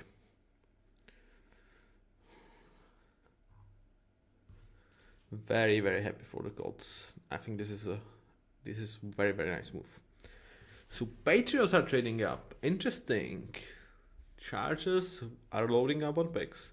Who are Patriots? Okay, the Eagles took Eli Stowers, and then Patriots are trading up. So, Eli Stowers for the Eagles. Slightly surprised that they are not targeting what in my eyes are bigger needs.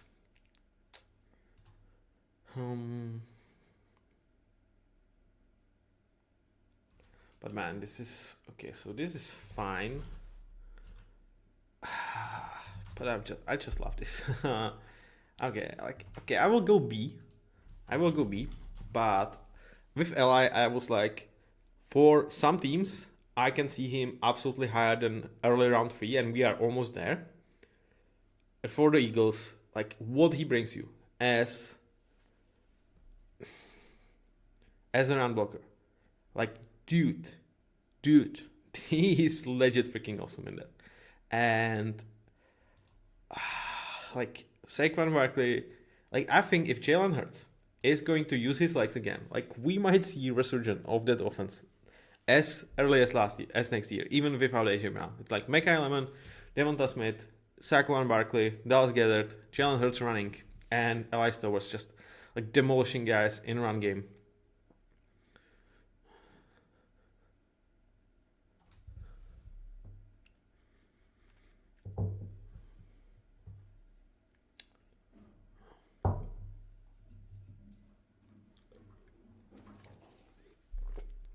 Oh fuck, guys, what happened?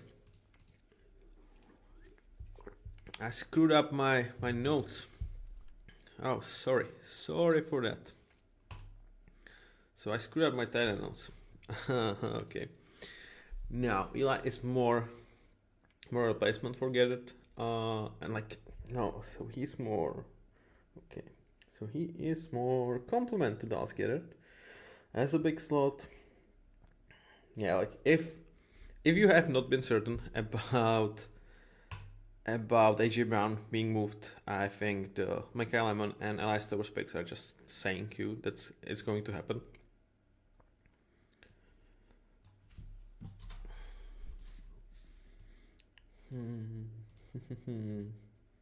Sorry, I was really like wrong with my write up on Towers. Like I screwed up my notes on this one. So I am rechecking what I have written originally before I made a short summary. He makes sense for them. He makes sense. I would have taken Oscar Dell probably over him, but I understand that it's not for everyone. That they would have Oscar Dell over Elias Towers at on their draft boards. And it's fine. It's nothing special.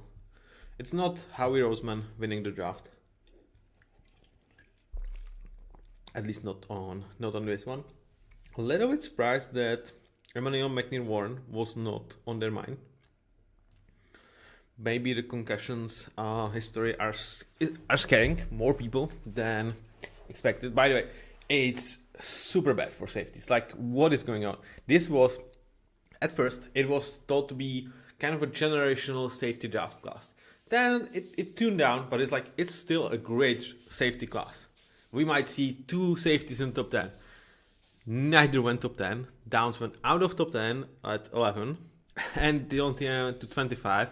And those are still the only safeties already picked. Ah, man, that's harsh. That is harsh.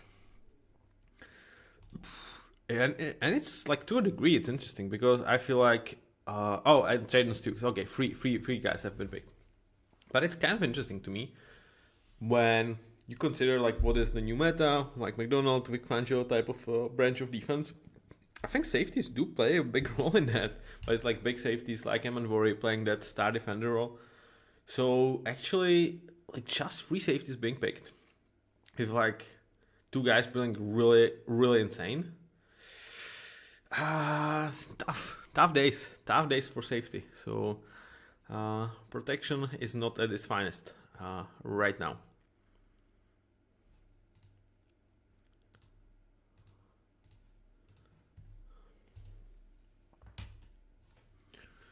Chairman McCoy is still on the board.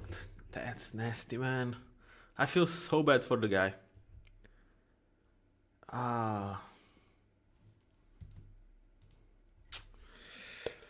Okay, let's talk Patriots. Who did they trade it up to get? Yeah, the board is just super nice for them. They clearly have someone in mind. So Elijah Surratt, I don't think is necessarily the best fit with what they have already in the wide receiver room. Though maybe it is. Like they have Romeo Doubs, Keyshawn Booty, Bob Douglas. So big body guy could make sense for them. So I take it back. Elijah Surratt is definitely in place for them. Chris Brazel.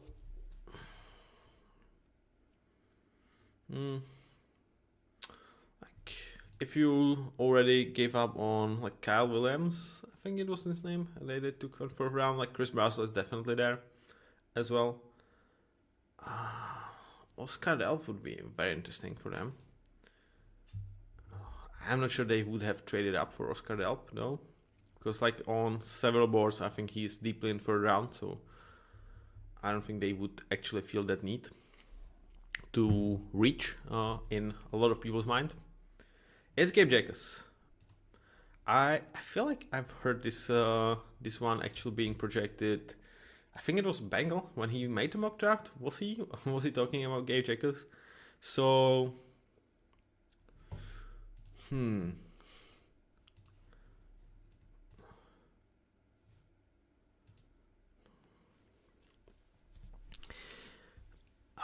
okay, like, I don't think he's necessarily a guy that you had to trade up for.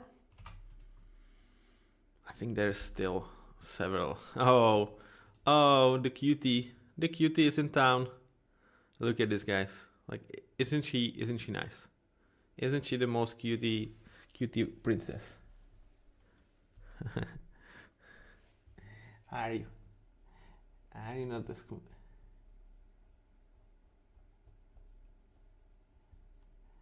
Yes. I mean, she's so freaking cute.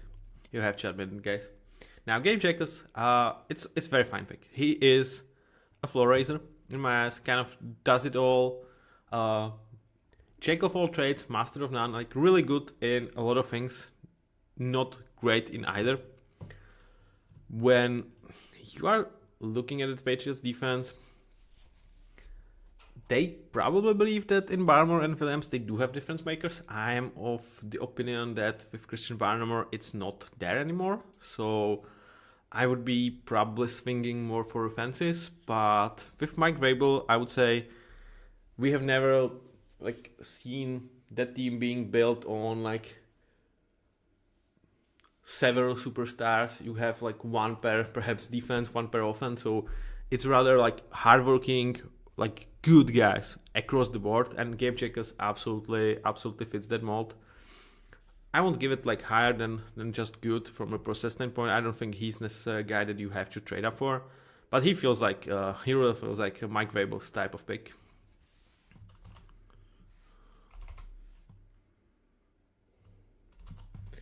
Jaguars, first time on the board, they taking Nate Borkircher. Huh? Whoa. Okay. Okay, that's further down my board. With Nate.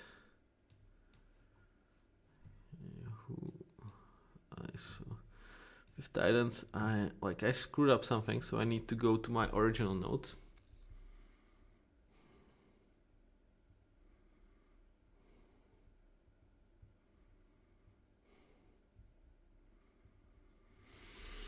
This is early. This is early as hell. Like, I at least like that. So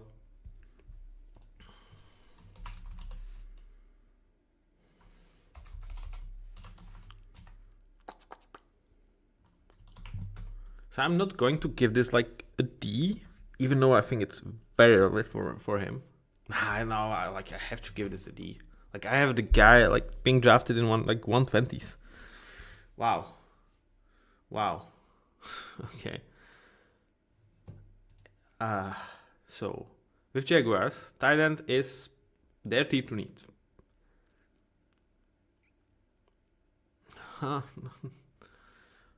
Yeah, I want to no, I'm sorry. Like, the one saving grace of this pick is that this guy just plays. He plays hard. He is older prospect. He catches a lot. Like, he fights for things. But man, this is just so freaking early. Like, for a team that does not have a first round pick, this is the first pick that you make in the draft.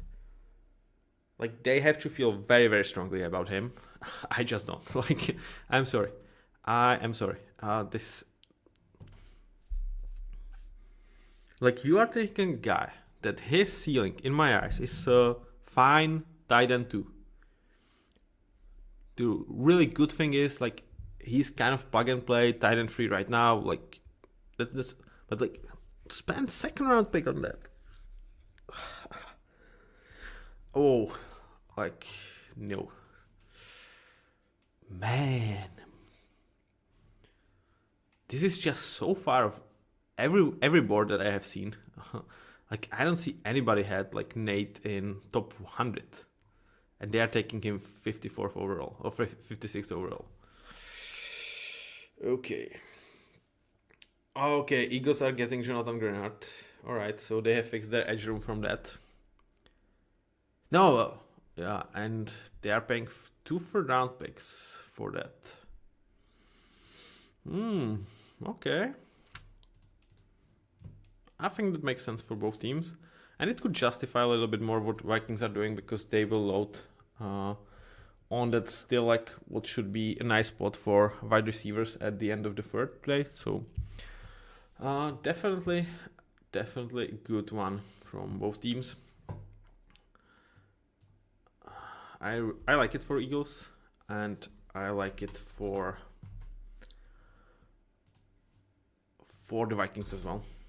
So yeah, that one makes a ton of sense for both teams.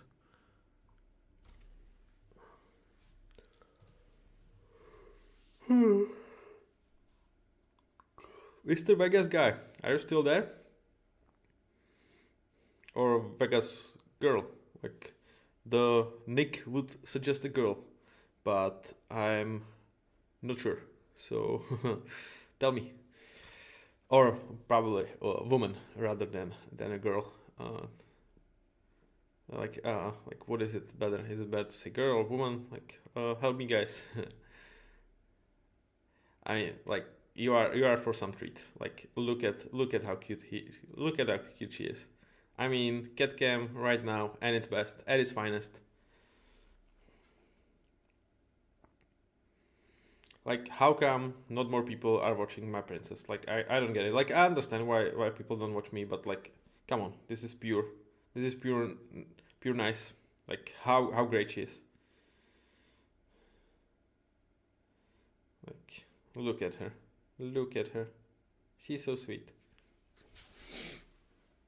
Game over. Is game over for me or for you or for everyone because Eagles just got a great edge in Jonathan Grenard.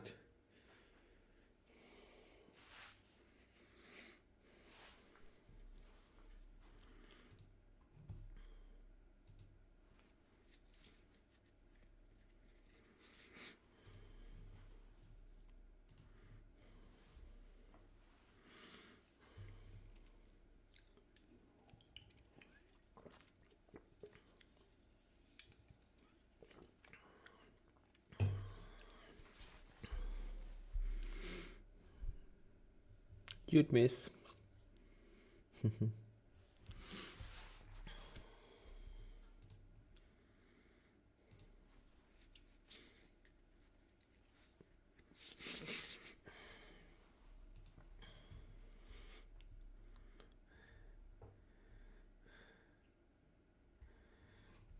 Enough free parading.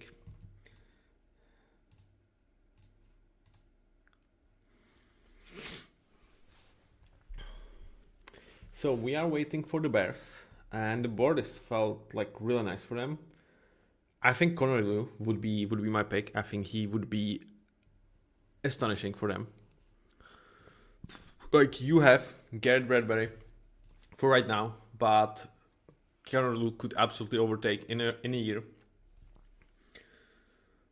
And he has an upside to be a top 5 center. I think he fits. Like, Bears are actually one of my dream fits for Connor Lew. I think his range is absolutely starting here. I would take him. Any of the top wide receivers? Okay. What? Wow. Logan Jones. So they went the center route, but not the guy I felt like they should. Okay.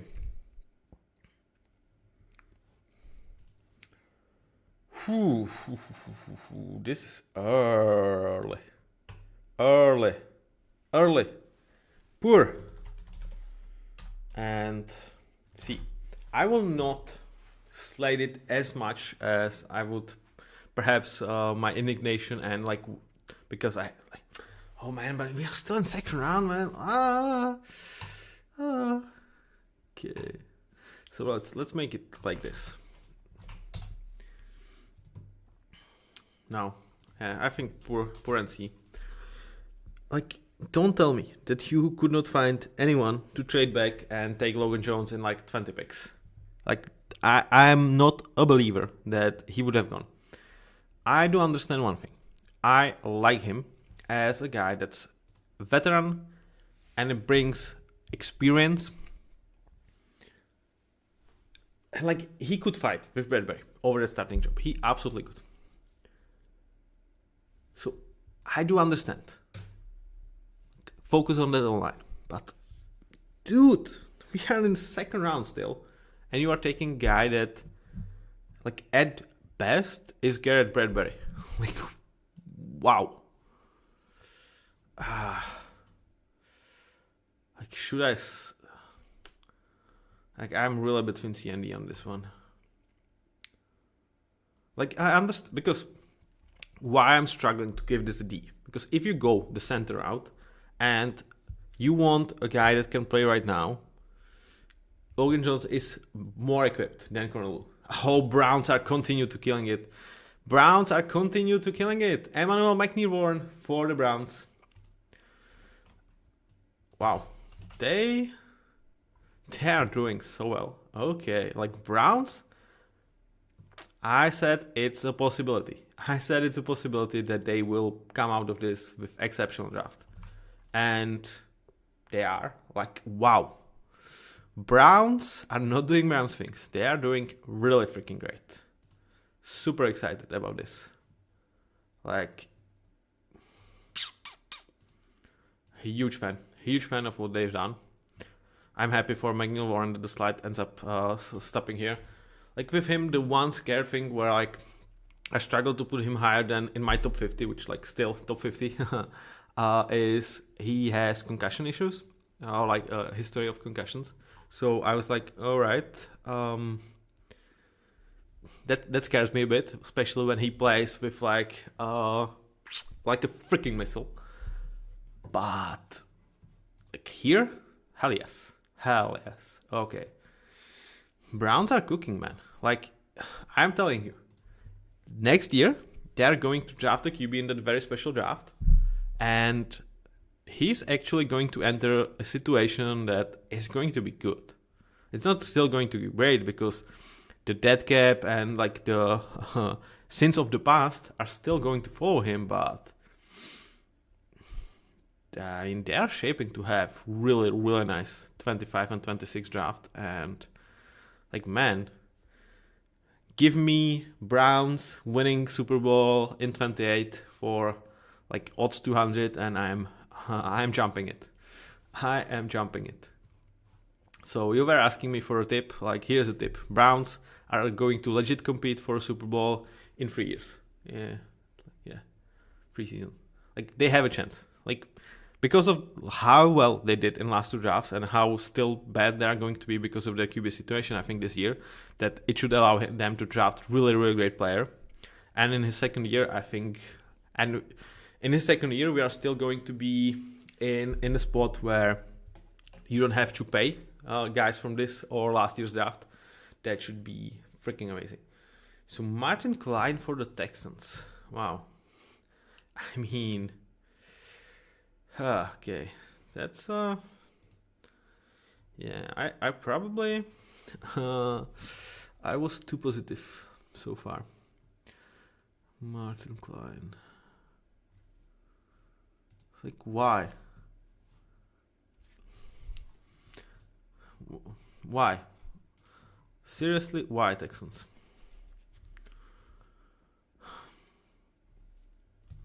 Like, is this saying that Kate Stover is, like, Danzo? Nah. I'm sorry, like, I freaking hate this shit.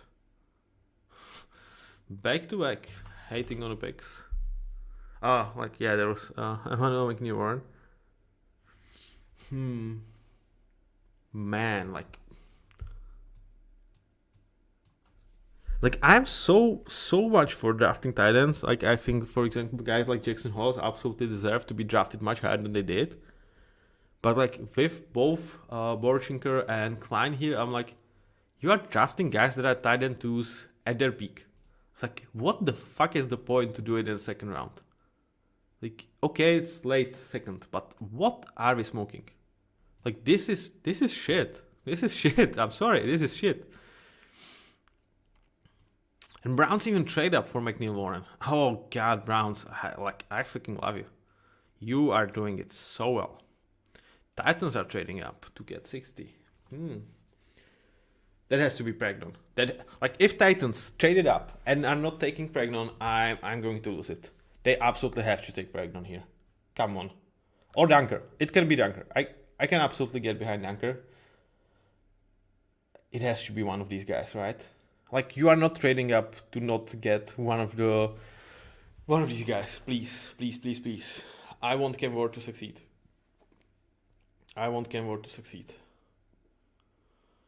It has to be Pregnon or Dunker.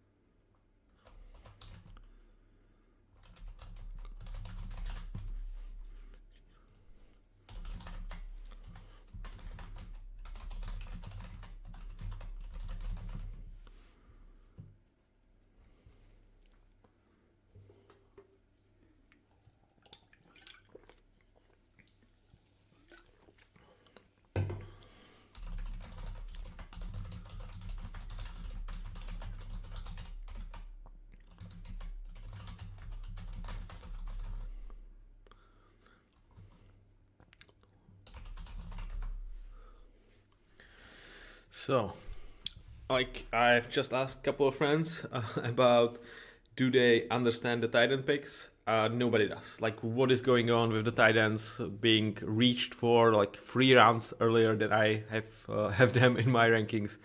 Yeah, Martin Klein, Nate Bokercher, like especially for the Jaguars, like for the Texans. As much as I don't like it, like you have done enough in my eyes to just be like, okay, we are coming away from this draft with beefing both of our lines.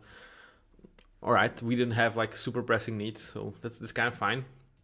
And like tight end was low key potentially need. Like the one thing with like Texans could be like perhaps Kate Stover injuries are just like too much, and like he's going to replace him in this. It's still bad. It's still absolutely bad process in my eyes because like come on, it's just way too freaking soon. But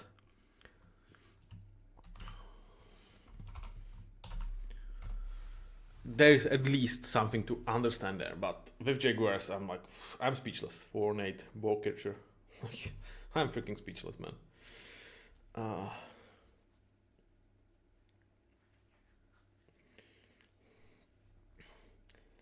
So the Titans had traded up and are not taking our offensive line.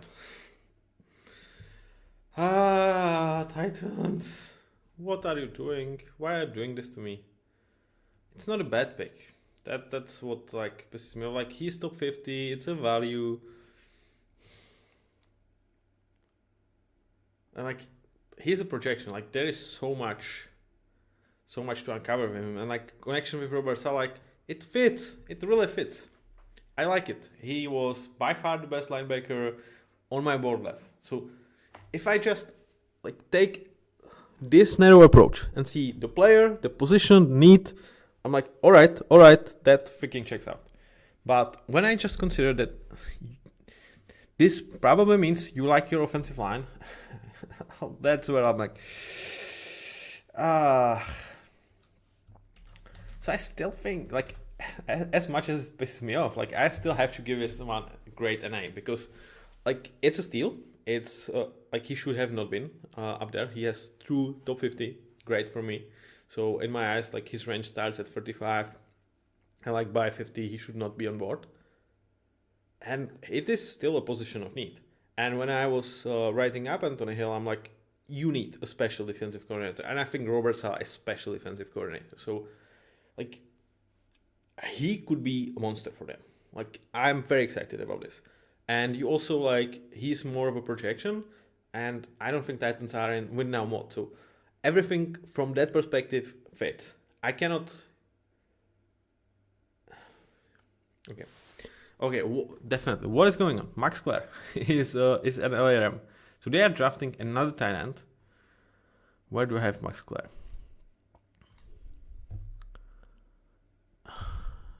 I mean, didn't they just last year drafted Elijah Arroyo? They have. What are the Rams doing? Like, do they want to go 14 personnel? Like, you have 4 tight ends, man. Like, do you have just drafted Terrence? No, Arroyo. We have drafted Arroyo. You have just drafted Ferguson, man. Okay, so Max Clare at least. It's like it's not a huge reach. It's like around 3. Like from great value, it's kind of fine, but of a need, I think it's bad. like I liked that you have bro like 12 personnel, 13 personnel, like developing the run game, but you are getting a guy that's Titan 5 right now for you. Like to get the pipeline going, okay, like wow.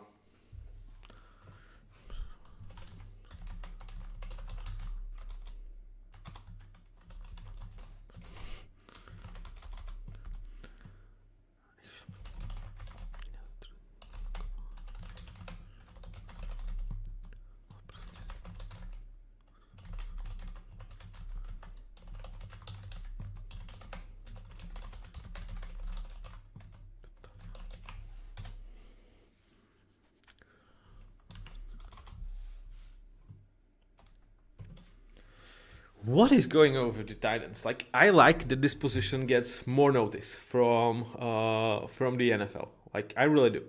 They deserve it. But what's with this reaches and overdrafts and like Max Clare is actually not the biggest of reach, but at the same time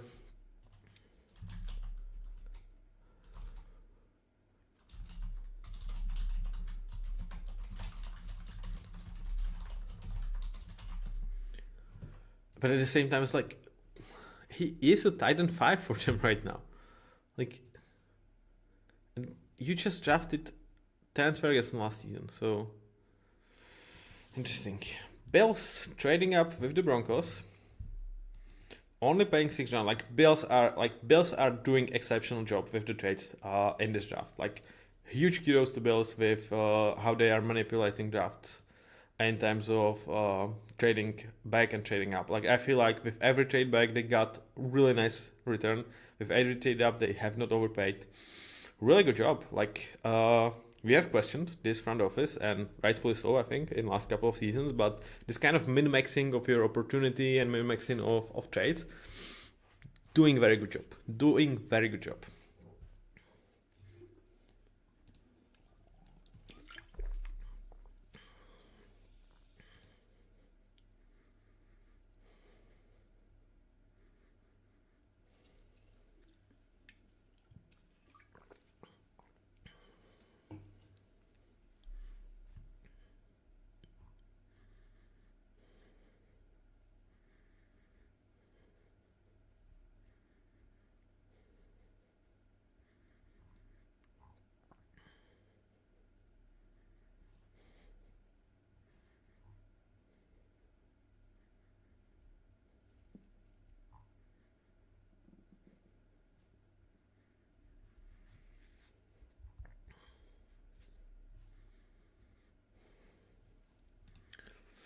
So, interesting. Interesting how like so many tight ends have been picked right now. Now let's talk Bills. Emmanuel Pregnon, big citrus. They will not take linebacker. Like even though it's a need in my eyes for them, they will not. They will not do it. I think. Like Emmanuel Pregnon, I was pissed at them that they have not taken Pregnon earlier.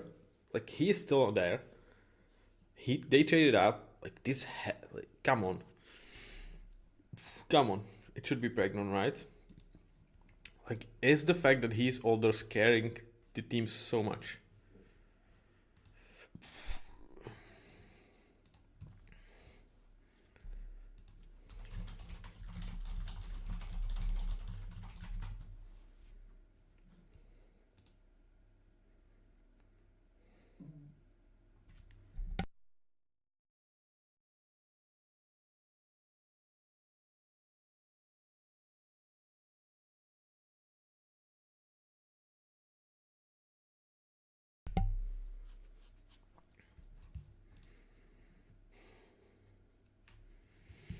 So is there like some sort of pause? No. Bills are picking. Who is it going to be? Will it be Emmanuel Pregnon? Will I love what the Bills are doing with this pick? If it's Pregnon, then it's one of the greatest one of this draft in my eyes. No, it's Davison Igbinosun. So corner, it was a need for them. Oh, I have him as a top 100. I understand they are worried about Keith Abney playing in the snow and with the winds there.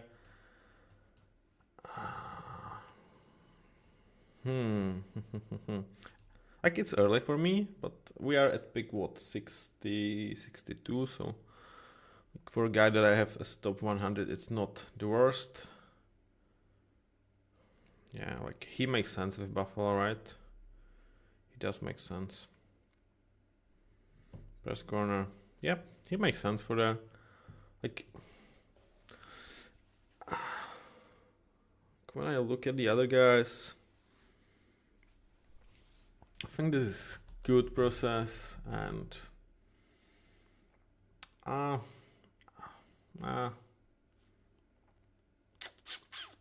C or B. C. Let's see. Let's see. So Chargers.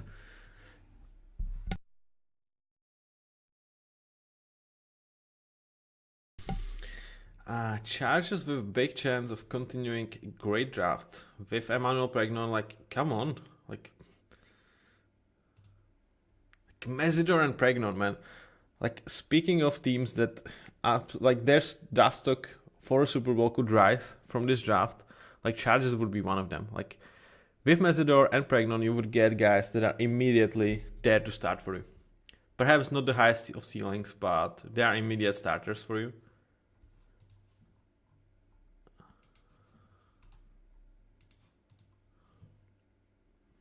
Yeah, like Pregnon, when you have Strange and Penning, like it has to be him, right? It has to absolutely be him. Like Mesidor and Pregnon, what a haul that would be. What a haul that would be for the Chargers.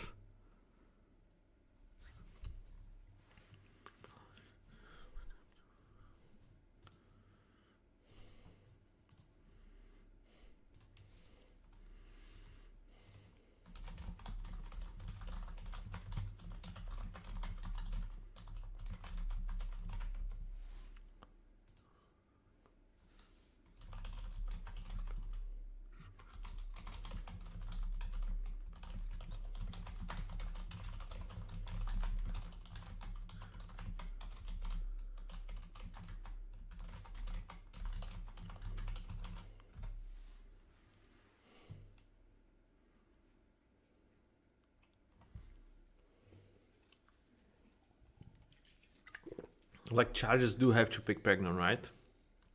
It's just such a Chargers pick.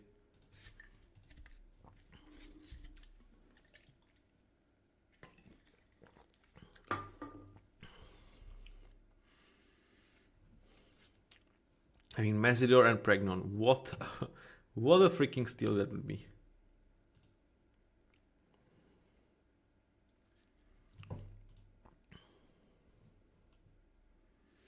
Jake Slaughter.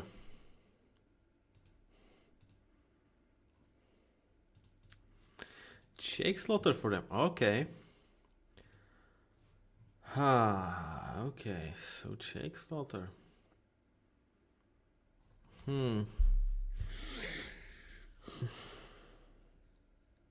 Wow.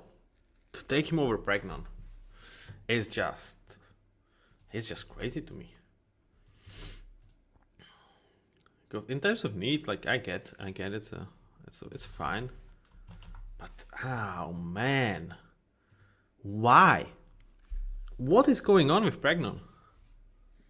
Like with Jake Slaughter, he to me is a guy that you take when you have your starter set up for a guard situation and you want someone to be their backup, to have a versatility. Like I like that for him. But like center is like one of the position that you actually have your starter in Biadasz. So you are taking the backup center to Tyler Biadasz when your starting guards are Trevor Penning and Cole Strange and Emmanuel Pregnon is there. Like what?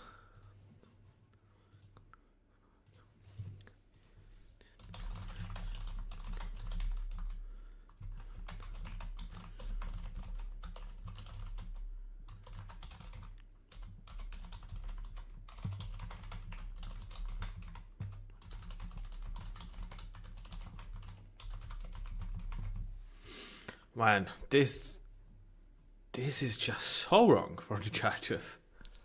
How the hell do you screw up so badly? Why? Like, why do you take backup center when your starting guards are Penning and Strange? So Seahawks. Jeremy McCoy?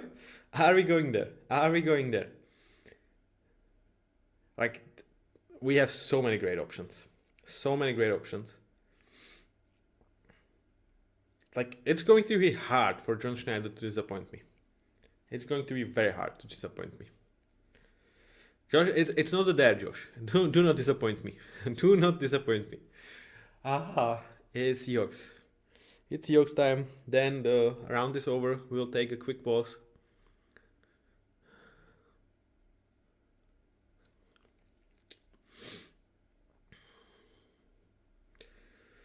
Guys. Seahawks. So last night was about being reasonable.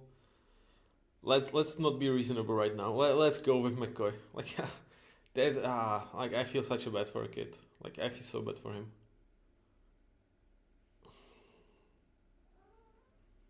I feel so bad for him.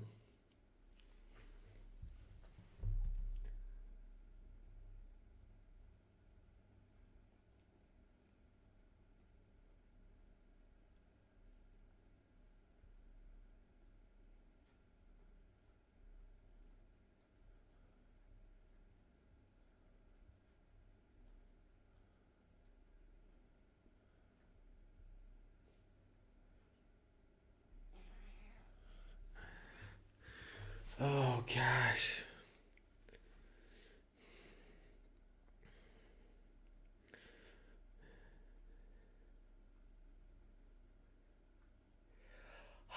The tension is killing me, man.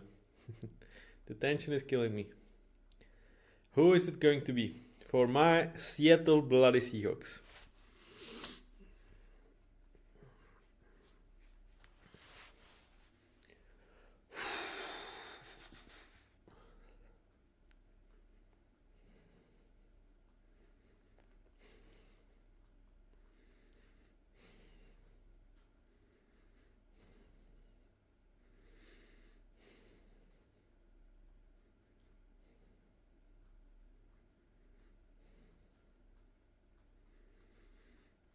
Fuck, they are taking their time. They are taking their time. I hate it. Come on. I want to know. I want to know the damage. I want to know the damage. And I hope it's damage to every other team that it's going to suck to play against us even more. Man. Like, Bud Clark. Oh, Josh, John Snyder, what have you done? Bud Clark. Bud Clark.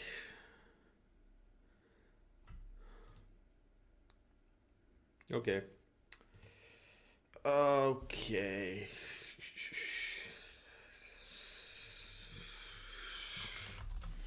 Okay. So I feel like there have been so many better picks than Bud Clark, but I have specially right up with him. He is a playmaker for this type of defense that we will have. He's going to create misses.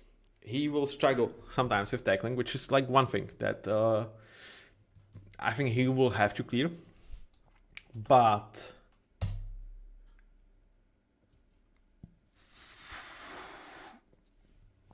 yeah, I feel good about him. Like he, to a degree, like when we talk corner as a need for the Seahawks, taking a safety, like kind of ensures that Nick Evanvory plays the nickel much more. Devin Witherspoon plays outside even much more. Like so, it like indirectly takes it.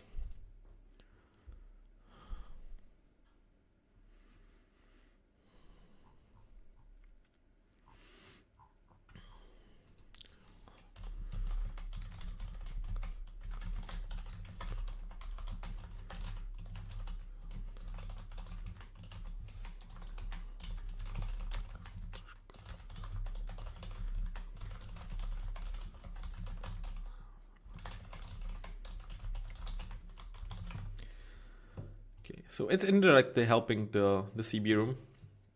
So that to me is like one like big saving grace for me with this pick. Like I probably go with just fine because I think we have bigger needs, and like if I want to address a corner room, like just address it. Okay, like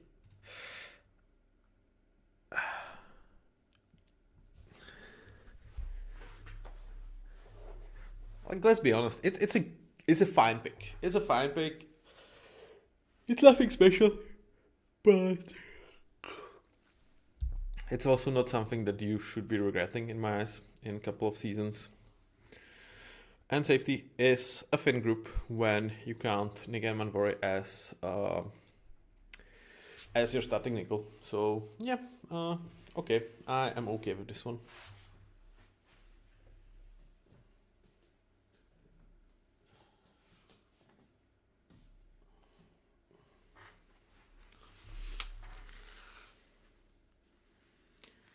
I am okay with this one. So, second round behind us. I thought we are going to be super positive about this one. The tight end run that I just absolutely don't understand. Kind of screw that one.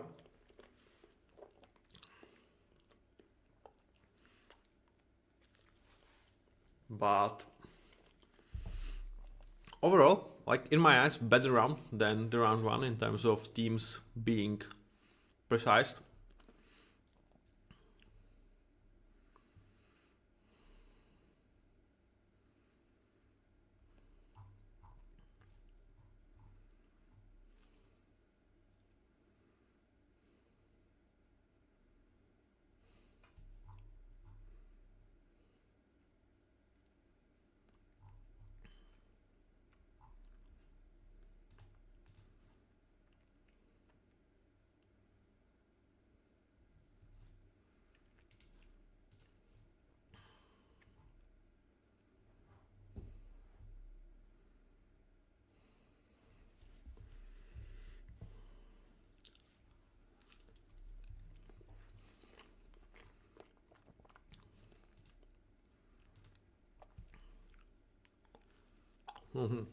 It's a special stash of bananas behind my football. I've put it there so the cats are not getting to it, and I just brought it up. I hope there is not going to be some clips of me with big banana.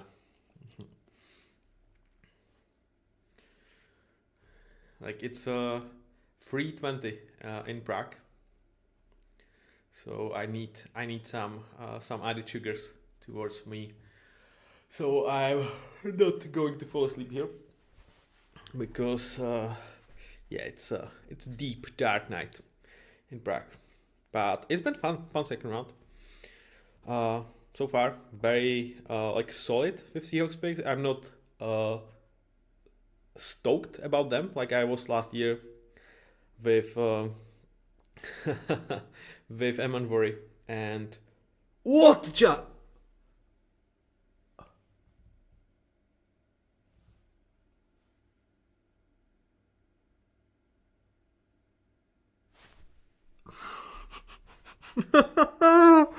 Cardinals! Cardinals! What? What are you doing?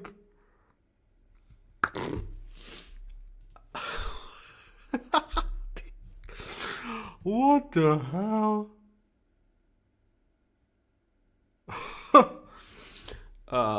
Guys, I just freaking hate this. No.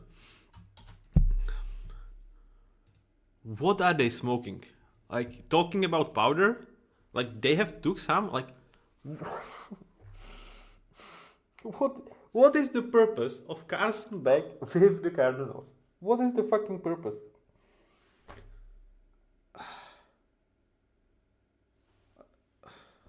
I should take Jeremiah and Carson Beck. And you know what, guys? It actually pisses me off like double times because I like Carson Beck as a prospect to a degree that I think he is a very high floor, super low ceiling type of a player that with experience from big games should be a great guy in the locker room with guys like Jackson Dart, guys like Tyler Shuck. If he's there with 5th round, I take him. But what's the freaking purpose for Cardinals? Like, do they actually think that Carson Beck could be their like franchise guy? Like, no, Carson Beck is not a franchise. Like, what are they doing? Why? Tell.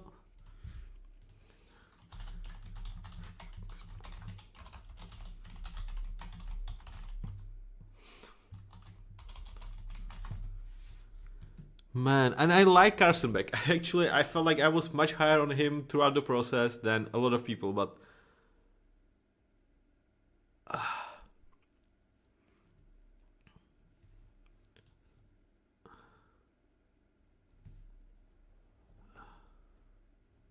like, gosh, what the actual fuck? What the actual fuck? Like, I absolutely don't get this, man. What are we doing? What are we doing? Like, Carson Beck, it's like, his ceiling is Jacoby Brissett. You have Jacoby Brissett. Like, what's the fucking point? Man, let's go past this because I'm losing it. Okay, Broncos, what are we doing here? Tyler Onyedim. I have him as like early to mid 4 to 5th round guy, and we are starting a 3rd. So okay, so he's kind of like John Franklin Meyer-esque, like tuned down quite a lot.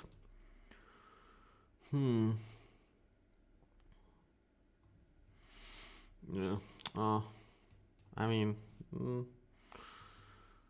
okay. So there were still have Derek Jackson there. Like, I don't think it's like that bad. Early day free type of guy. It's like kind of fine. You have traded back to get him, so I'm going to go with fine because like that roster does not have too many like glaring needs, or pretty much none glaring need. So I'm fine with that. You accumulated some picks, so you traded back, and you clearly like wanted him, and you realized that you don't have to draft him as high as you were. So like the process is fine. The true value in my eyes is not necessarily great, but this is where, when you are going for reaches, when you are taking like, let's say, 7th best defensive tackle on like consensus board, this is how you should play it out. Okay, trade back, accumulate some picks, and then reach for your guy. I'm fine with that process. So it's done. Okay, Raiders, we have a run. Raiders took Karen Crawford. Early round 3, so the value checks out. Why are they taking edge? Why are the Raiders taking edge? So okay, so you thought Max Crosby is out. You spend a lot on your edge, and now you're bringing another edge. Karen Crawford. Okay, like there has been a lot of disproportion on where some people see him. I kind of landed in the middle where early first round is like very fine for me. He's very powerful. Like he's kind of the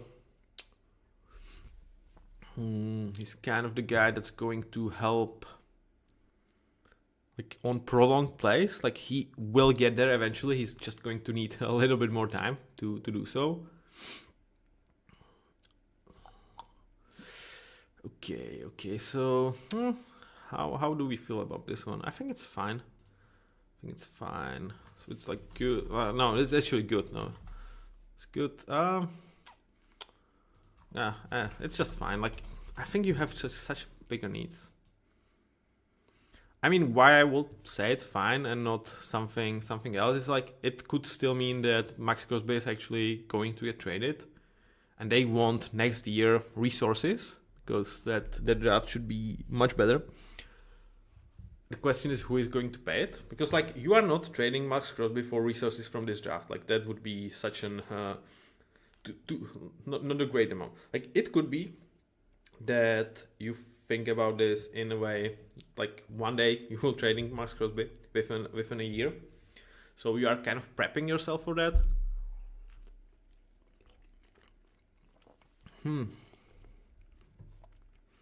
Like he's good player. I just think like with needs and with Mendoza, like so far you have not supported Mendoza. You have to trade in Stukes and Kieran Crawford, so that's not good in my books.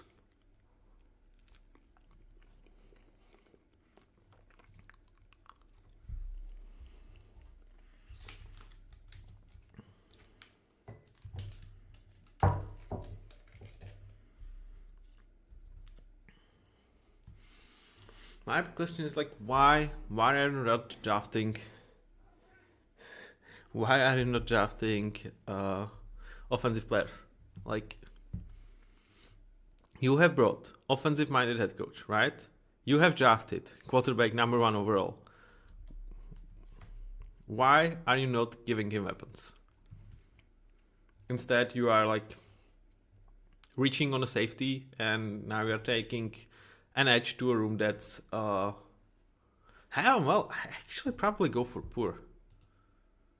It's like I really hate the process, man. Like if this is like okay, Max Crosby is probably going to get traded within a year, let's have some plan. I'm not buying that in terms of it's a good plan. Like it might be true. But like you need to support Fernando Mendoza right now. And yes, he might not be playing first couple of weeks. I think there's going to be pressure to start him at least a couple of times this year. But like even if not,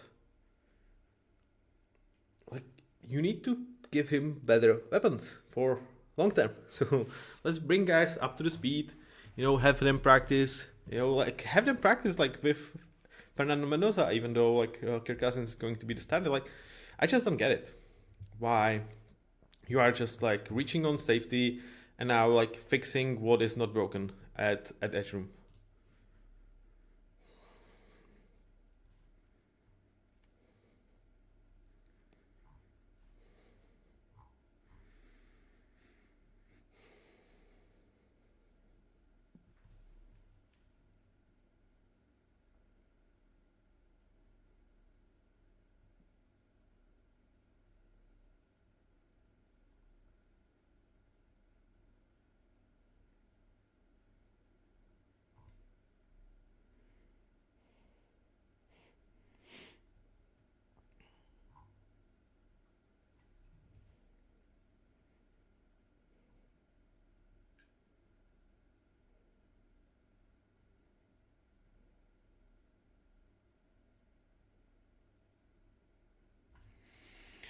Marquise Bell for the Eagles. Okay, Howie is back. Is Howie back? Marcus Bell. Yes, Howie is back. That's really superb.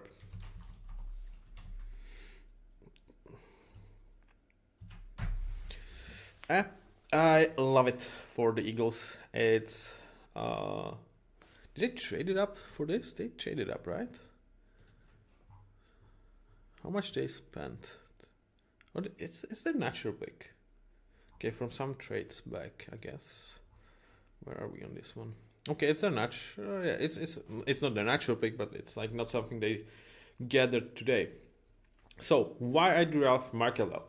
This guy is it's like he's not this big. He's not this big. He's like this big, right? Like when you are describing Marcus Bell to a person that is not hearing, so you have to use this. Like you would think about, some naughty thoughts.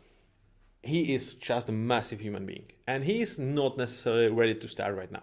Okay, you don't need him to. You have Lane Johnson, you have Jordan Mailata. Lane Johnson is up there in age, up there with injuries, and he's going to be very special prospect trying to replace him. He makes sense for that pipeline to start right now, and I think there is a value in him as of right now because like he is just so freaking big. Whether it's tush push, whether it's some variation on that on the goal line, I think he's very useful for that even right now as a sixth offensive lineman. I think he's going to be very, very good friend of Saquon Barkley and Jalen Hurts even as early as this season. So I really, really like this pick. I think it's very, very Howie Roseman-esque. So like he's been not the Superman for one pick, and now he is back. At least that's my evaluation. Like I really, really think this is superb for them. So Micah Lemon, Elias Towers, and Markel Bell right now.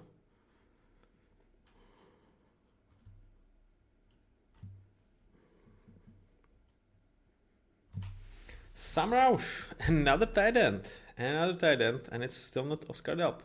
Sam Roush, a little bit early for me, but not as much as the other guys. So you can justify this slightly more.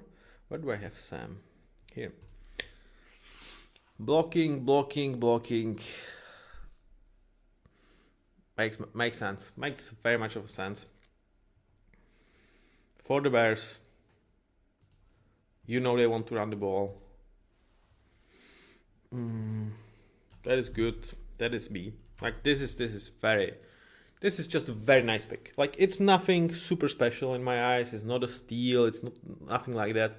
But you are getting great compliment for Coltman and Colston Loveland, and like I said, with indirectly like safety kind of dealing with a little bit of corner issues that Seahawks has. Bears have wide receiver issues. This pick absolutely frees Colston Loveland to pretty much never play inline tight end like ever in this year. So this just kind of makes him their starting slot wide receiver. So you are just indirectly taking care of the wide receiver room as well. So I think this is a very, very good pick for the Bears.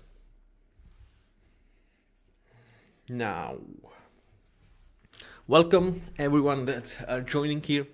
I hope you guys enjoying this draft. It's been a crazy one as usual. Romelo Height is a 49er. That's a really good pick, isn't it? Where do I have Romelo? Early round 3, tier 3.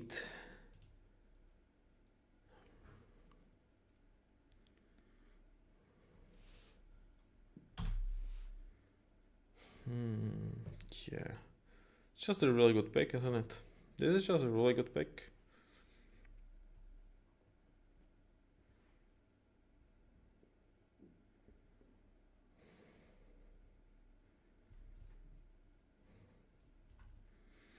Yep. Like this is not special. It's not a major steal or like some crazy. Nobody could have seen this coming or anything. It's just very fine. Taking care of one of the needs that this team has.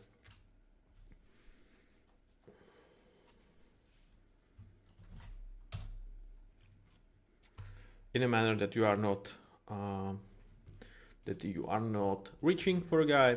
He makes sense within your defense as of right now, as well as going forward. I don't project him to be more than like edge 3 in his best of days. I don't think he's as good project wise. Like, he has developmental upside, he definitely does. He has a very nice twitch, but like, how many things would have to click over his career for him to be more than edge 3 is, like, in my eyes, way too much for like thinking that it's a meaningful, reasonable chance for this to happen. But that doesn't stop me. Like, immediately he is going to be in rotation as like an H4, and I think he could be like one of the best H3s in the league going forward, which, like, early round 3, that's absolutely fine value for me.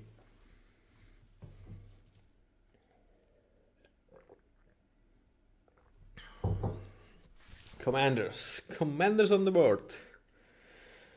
It has to be wide receiver, right? I think German McCoy, it's just like, man, like, don't get me on this one. Like, I will hate every time that someone has a CB need, because I will see his name pop up, and it's just brutal. It's just brutal. Like, you are 19, you are on top of the world, and you do not do anything wrong. It's just your body betrays you. Keith Abney could be the corner for Dan Quinn. But I think wide receiver has much more value at this position. Now, I will take a quick pause and be right back.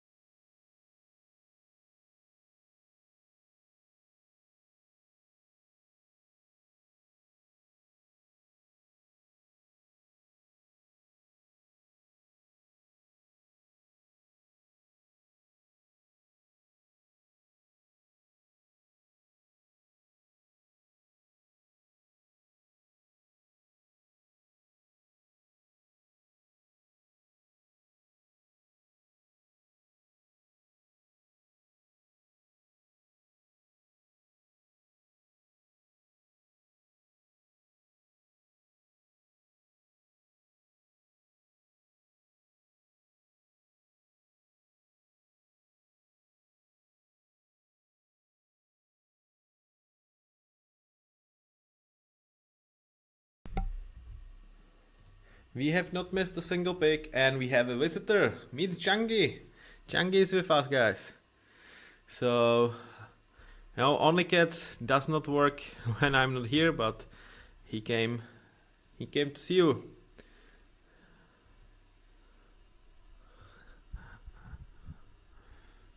Okay, I will get it out there for you.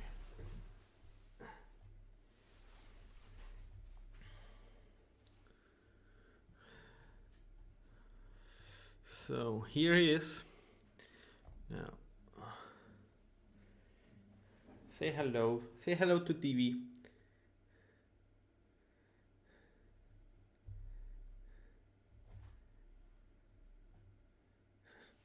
high.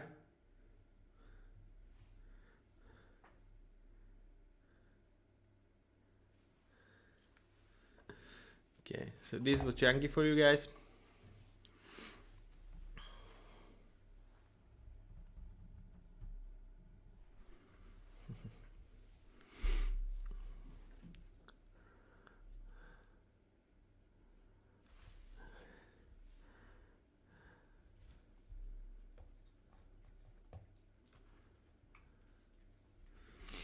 And we have Chingy in the picture as well.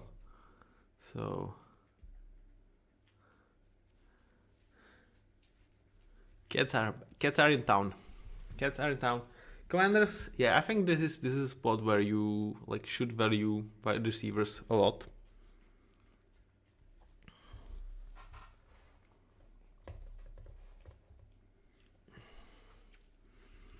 I think that's where the very nice. Okay, they are going wide receiver, but it's not the guy I would have expected. Antonio Williams. That's a reach. That's a reach in my book. Let's take a look at Antonio. Slot. Like, he is a starter.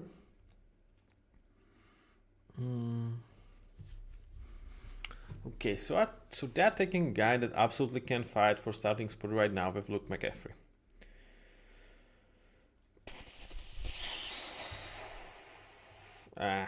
Nah. It's okay, like it's fine. But like slot is not necessarily the spot that I thought for them. I want to like it much more because I want Jaden Daniels to succeed, but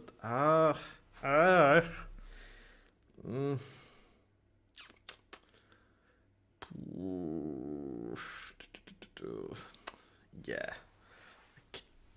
What is going on with Elijah Surratt, Chris Bradford, and Malachi Fields? Why not take one of these four guys? Like, those are just the names. Like, I'm not sure who would I love for the fit.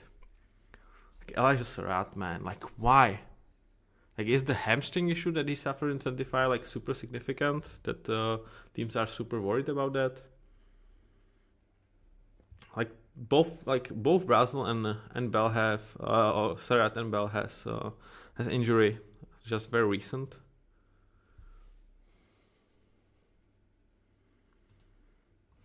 With Malachi Fields, like, why? I mean, why not take Malachi Fields? Like, if you are unsure about some of these guys with health stuff, like Malachi Fields would be just such a better pick. So Tacario Davis, guy that I don't even have graded when Keith Abney is still on board. Okay. So what are we smoking, Bengals? What are we smoking? What is going on? What is going on? Why are we picking Tacario Davis?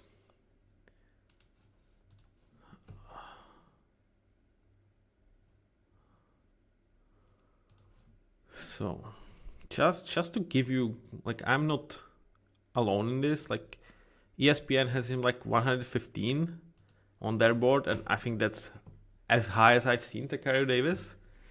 And we are talking about pick 74, 73, 72. Okay, so CB was a need. Addressing that need is fine. But it's like good. They have addressed the need. But like, why with this guy?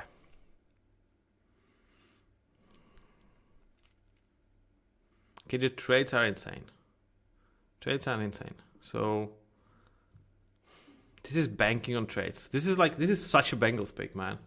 This is just such a freaking Bengals pick, and I hate it.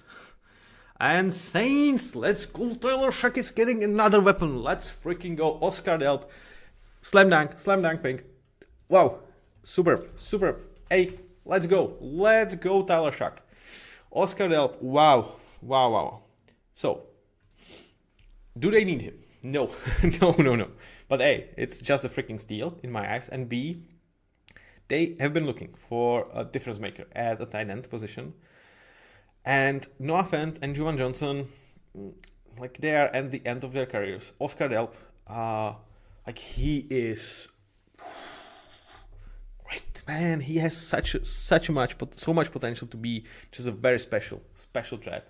And with those two guys, especially with Noah Fant, I think he is kind of a guy that could teach him a little bit, because he projects to me as as really potentially special weapon. I really like Oscar Delp, and like it's not like he's not going to block for you. So, oh man, love it. They might not need him right now, but he's immediately tight end free. And with Johnson and Fant, they mightn't be either of them for 27. So, like, special. Oscar Delp is a saint, and yes. Okay, so something finally going right after several picks that I'm like, very mediocre on. This one is really good. Oscar Delp, welcome to New Orleans. You could be a very good friend for Tyler Shack. Man, Saints offense. Like, I still am of a belief that Jordan Tyson plus Chris Olave is recipe for disaster, because like both have major injury red flags. But it starts to be more fun. Malachi Fields to the Giants. Okay, Giants are cooking. Giants are absolutely cooking. My nickname for him is Diet DK. He works very well with Malik Neighbors. Like, it's close to an A. I think it's just a B. But this is really good. Really good pick. And like, navigating this, like, it's probably like great. Just like, this is not just your average good pick. This is really great pick. I think he makes a ton of sense for them. He does not have any injury concerns, if I'm not mistaken.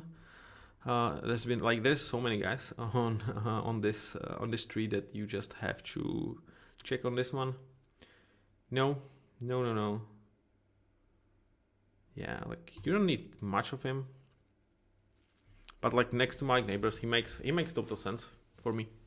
For that offense.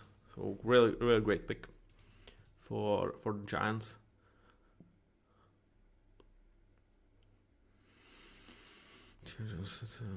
I mean, Giants, like, low-key, that offense could really Giants. Do I start to like Giants offensive outlook for next season? Like, you have Jackson Dart. He obviously needs to take a step forward and needs to stop visiting the tent. So needs to stop playing with his head down and concussions up. But Cam Skattebo, if he comes back as good as he was when he left, great. Mike Neighbors is one. And then between Slayton, Mooney, Austin, and now Malachi Fields, you have absolutely functional complementary set of skill set. Isaiah Likely is another special weapon. Next to Theo Johnson, Chris Manhattan, and Thomas Fidona, you have kind of like your meat and bones of a really nice tight end room.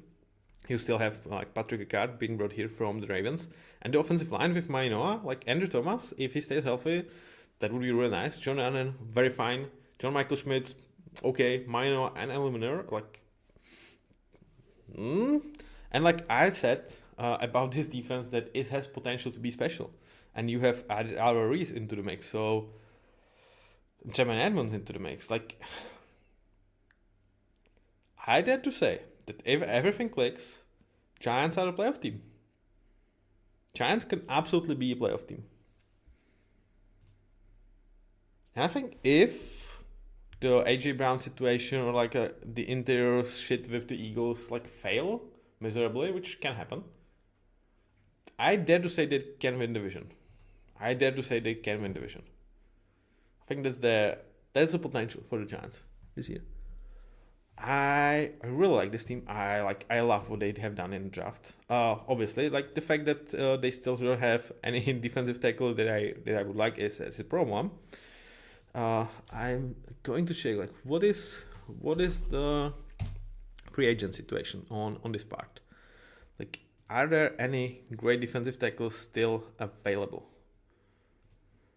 Because that's like one position that you are mega worried. So there's David Onyemata, DJ Reader. I think DJ Reader to just give you, let's say, 60% or 70% of Dexter Lawrence is fine. Or Daquan Jones. So I think they should be absolutely on the call. And man, like Calais Campbell, come on. Like he is an old man. He's almost 30, but he's still absolutely playable. So I would definitely be on phone with Calais Campbell. Like if they can bring DJ Reader or Daquan Jones plus Calais Campbell, I think that room like for 1 year is workable. It's workable. So they definitely need to look into the situation from free agency standpoint. You cannot go into this year with like Sam Roberts, Darius Alexander, and Roy Robertson Harris. But if you add Calais Campbell, I feel like he could be a very nice mentor for Darius Alexander as well. And like even for like Reese and Carter, I think that would be really nice. Could there be some type of trade back with Brian Burns? So Brian Burns back to Panthers in exchange for like Bobby Brown and some picks. That could help kind of both teams. I feel like that is something that I have in mind. That would be a very nice trade, I would say, for both teams. Like kind of getting what they need for their defensive lines. So that's a proposition. And Giants are killing this draft. Like, yeah, the fact that you are not taking DT, which like really pissed me off with Colton Hood, is a problem. But man, so Dolphins are drafting wide receiver. It's a guy that I don't have ranked. Man, I like.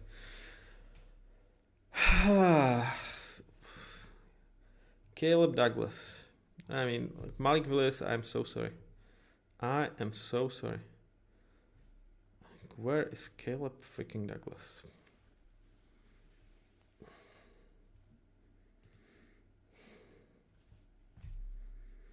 Okay, like he is really like.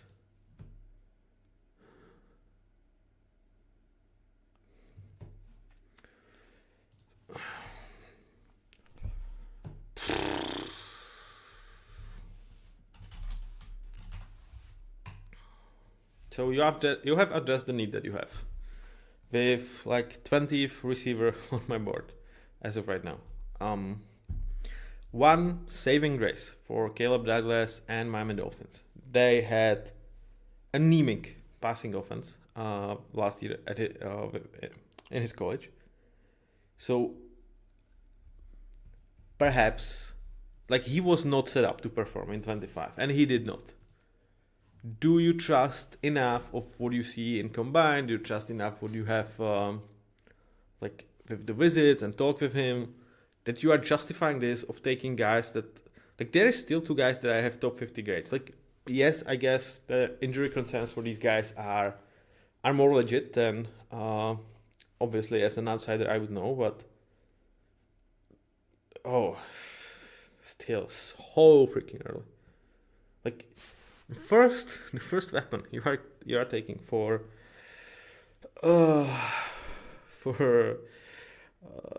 Malik Willis is Caleb Douglas. You know, like it's just not me, right? It's like even ESPN has him ranked like almost in 200s. Like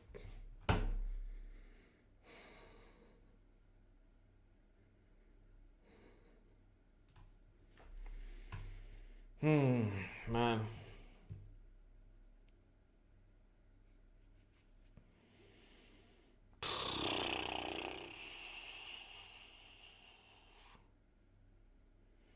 So I was very happy for Dolphins to eat their vegetables like really hard. It's not like this was the strictest diet and like everything you cut every single fat that you can get as much as you can in terms of dead cap towards the season and really like call it a day. But like you had so many chances to actually get good players in the draft and you just didn't. So Drew Aller is a Steeler.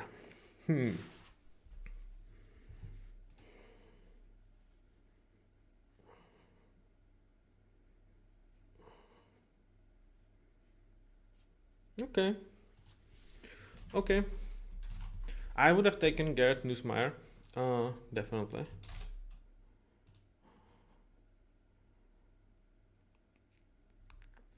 But like his connection with DK Metcalf is very nice. Like he has begun. That's his trait. Like he can make so many throws in the book. Uh, and he like with Phil Howard, yeah, I think this is interesting competition.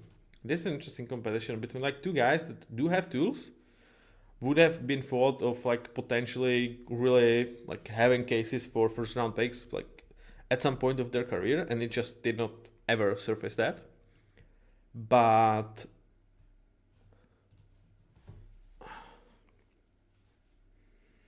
like have them as a competition for QB2 for potential like there is a potential starter in both Will Howard and Drew Waller. So from that point, we are third round here. It's not like the Steelers have the majority, like the biggest of needs on other positions. I think they are set up very well. I can get behind this for sure. Jeremy Bernard, Max Ihenacho, Drew Waller. That's a really good haul.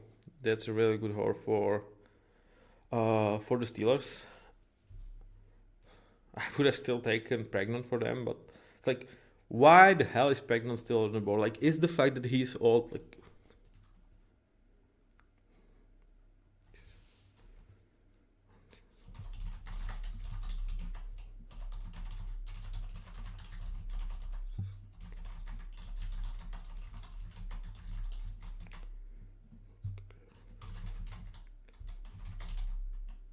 So yeah, I think this is absolutely a fine pick for the Steelers.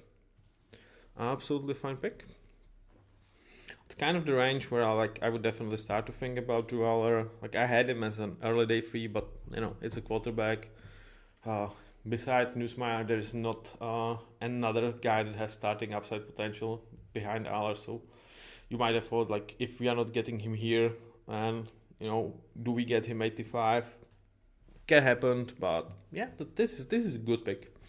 Nothing special about this one, but just a good pick. Packers on the board. Man, like in my eyes, Packers have like this board feels really nice to them. They have drafted Brandon Cisse, which I was not super big on. I understand the appeal for them, but it's just not. And they are taking Chris McClellan. Okay, I don't think that's the best of picks, but I don't think it's a bad one. Chris McClellan is just very very fine pick, and this at this spot in terms of like I have as top 100. We are talking 75 overall, if I'm not mistaken. And where do we stand him? Yeah, he's just a really nice guy into rotation, like improving that room in terms of having more depth, because it's not great when you look at especially the interiors. Like Warren Brinson is your best depth piece there. Yeah, this is just very very nice, very mid pick. It's good and it's B. It's not special, but I am absolutely behind this one. I feel like there were potentially better players on the board, but if you don't necessarily go for nose tackle, then it's just one tier above this guy. It's like the question on Orange, like how much do we like him because of the name and the nickname Big Citrus, which is amazing, of course. So I think this is a very very fine pick for the Packers. Now Colts, yeah, they already pick linebacker. I have not updated that, so give me a second. They have a lot of needs. Low key, they have a lot of needs.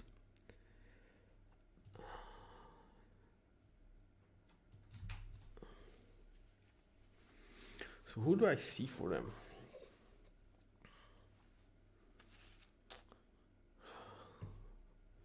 It really feels like it's interesting. Like we have seen the run on wide receivers, and then it's like stopped with like guys that are on very very similar level to those guys that have been picked to just be taken. So like I'm intrigued what the Colts make of it, because right now their number 3 is Nick Westbrook-Ikine. So I like that. There feels like there is just an absolute Colts pick in there, right? Like Elijah Sarratt feels like their pick. Chris Bell feels like their pick. Both had injuries, so could be stopping them. Chris Brazel perhaps no. Malachi Fields has been picked. Deshaun Stribling has been picked. So if you want an X to kind of replace Michael Pittman, you are going to have to go with guys that perhaps some teams are scared because of injuries in 25. But I feel like you are at the spot that it just makes too much sense for where your roster is at and where the value lies. So, okay. So will Colts surprise me positively or negatively? Let's take a look. Who has the best draft so far, and why is it New York Giants?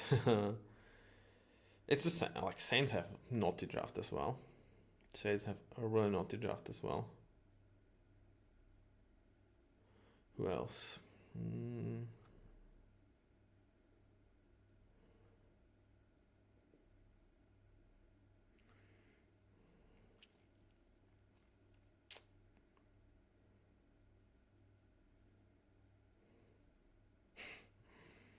Yeah, and it's Browns, man. Like Browns, Giants, and Giants have exceptional drafts. Ravens, I really like the Ravens draft as well.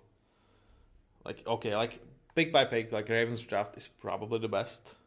Like they have made 2 picks, but both of them are exceptional. So that's big.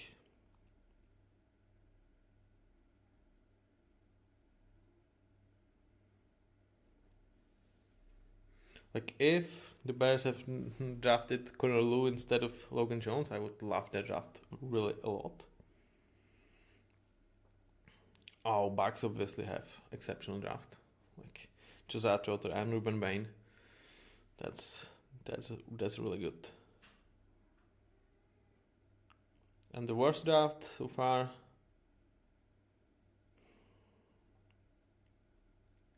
I don't like. Truth to be told, I don't like too much of Commanders draft.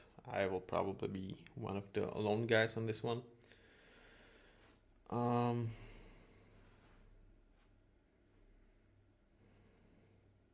obviously don't like Dolphins one. Like I talked about that to length. I'm not a fan of that one. Rams, I hate Rams draft, man. I don't think it's a good draft at all.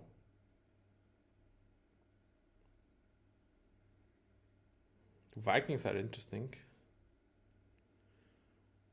Yeah, like Jaguars with Nate Borkic as the only pick. They stand up as a sore thumb. Like that's really bad. That is really bad. So AJ Halsey is a Colt.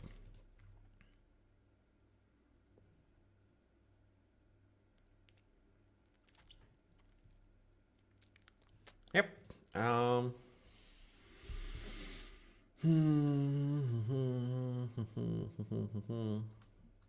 It's good. It's like I still have Zeke Wheatley ahead of him. But I feel like for the Colts, AJ Halsey could be a better pick right now. They need a starter right now, so yeah, I might even push this one a little bit. Addressing the, it's probably just good because, man, like they do have more dire needs, especially the like wide receiver 2 in my eyes, so like wide receiver 3. No drafting defensive tackle is also interesting decision. Like, explain to me, if anybody likes the Colts or like whatever, like follows them, like how do you keep with Grover Stewart, DeForest Buckner, and then nothing for like years Like Colby Wooden and Adebayo were like, there's at least something, but they have like done nothing to that room for so many years, and it's like, well, if these two guys are there, we are great, good. But they get injured, and B, like you cannot play every single snap as a defensive tackle. You know, like even Jonathan Zach Allen cannot do it, and he is just incredible at that very skill set. Zachariah Branch is a Falcon. Okay, Falcons do have a nasty draft as well, right? Zachariah Branch. I mean, this isn't like the... Okay, so I'll hold my horses a little bit. I thought I would be more intrigued.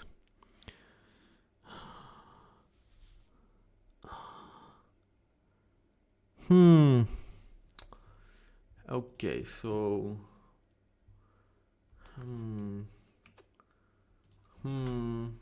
guys, like I thought I would be much more intrigued than this. I think it's a good pick. You are addressing a need. I have to give it C.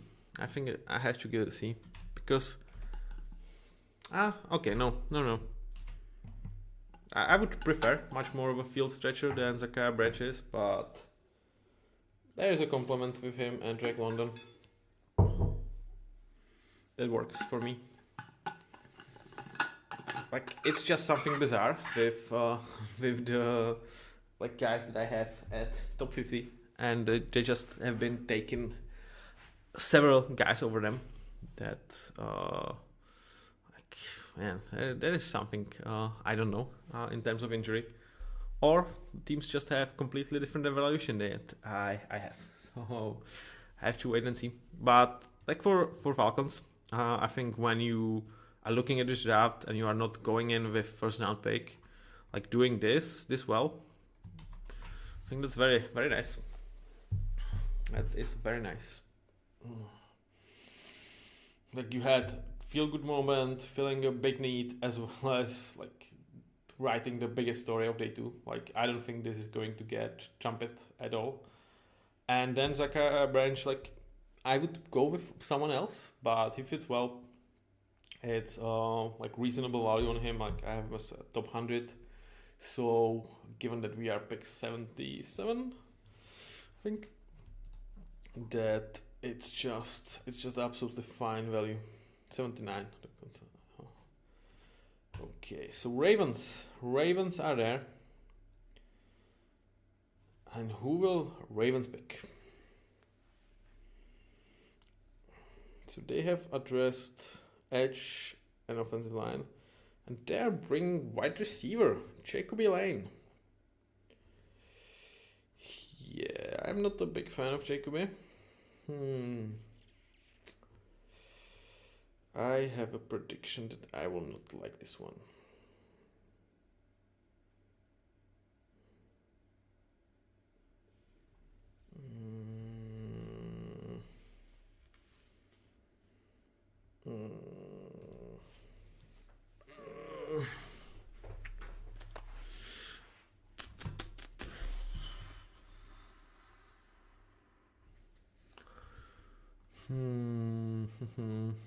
It's fine. Is it C or is it a D? I think it's D, man. It's just such a reach. Like he's boom or bust, so like I at least give you that. Like he has potential to like justify this pick, but I think much more often than not, you are just not getting kind of anything out of him. Like that he just won't perform.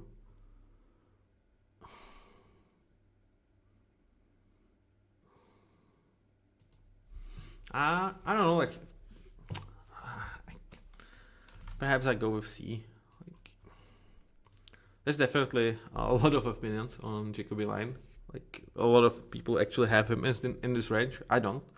Like, I think he's a day 3 prospect. Like there is interesting upside for him. Let's be honest about that. But do you need to bank on the upside here? If the upside is just like middle of the pack, X wide receiver 2, slightly early to me. Definitely early to me. And just like so many better guys on board in my eyes. Like, yeah, like this wide receiver run overall is like very, very different than what I expected. Like we expected the run on these guys, but having so many guys that I like think they are day 3 prospects already going, and my two of my top 50 guys still on board. Now, like especially with Elijah Sarah to the calls, like he to me is Michael Pittman. Like there's big potential there. So like, why didn't you take him? I don't know. Like with Elijah Sarah, like one interesting thing about him is like because he was in Indiana, like there he could have been on the opposite spectrum of Fernando Mendoza. Were like, we are not giving him enough credit in my eyes. So like very weird this fall of this guy, because like he's coming from special program, from great coach, he's performed very well, and like we are just taking Jacoby Lane over him. So Jaguars with Albert Bridges. Albert. Yeah. Okay, so we are back to the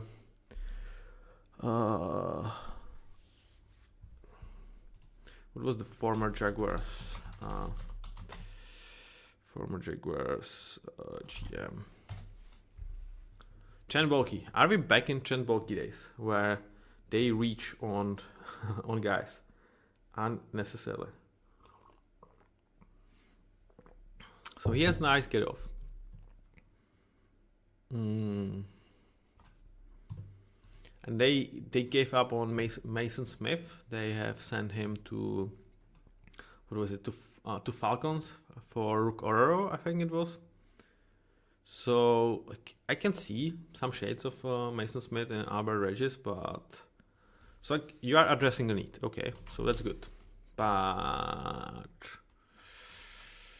I think you are reaching too much on Regis, right? Yeah, like I'm sorry, like you are trying to spend on defensive tackles. Good. Why on Regis? I'm just not a big fan of this pick. Let's be honest. Like there are at least 5 players that I have ranked much higher than him. What is going on with Gerald Jackson Jr.? Why is he still on board? Or just because he's a nose tackle? But like if you are Jaguars, like wouldn't you like a nose tackle there? In terms of like helping you stop the run effectively and give like your biggest strength to me is your age group, right? With Hines Allen and Trevor Walker. And Trevor Walker is like they are both really good run defenders. Like Trevor Walker is special in that. So if you actually added someone like to that interior to really help you stop the run, I think it would be immense for you. Like if I am Jaguars defense, I want my opposition to get into 3rd and longs because I have one of the best, or perhaps even the best, ball hawking corners with ball skills in Travis Hunter. So I want their quarterbacks to, need to make this like questionable throws, like into coverage, and let Travis Hunter cook.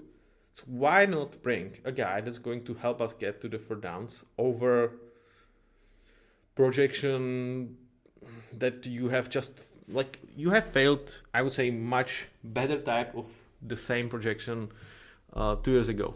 So why are we back in that route?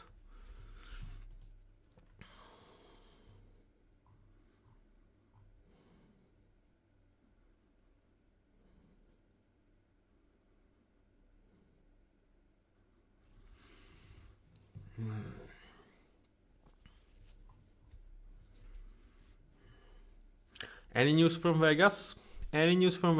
What are you doing down there?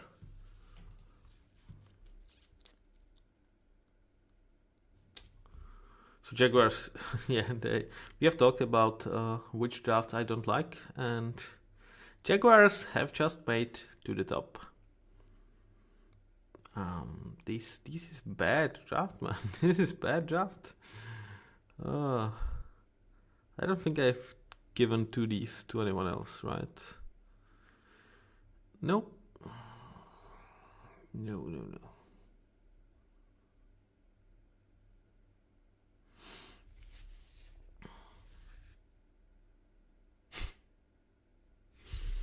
Wow.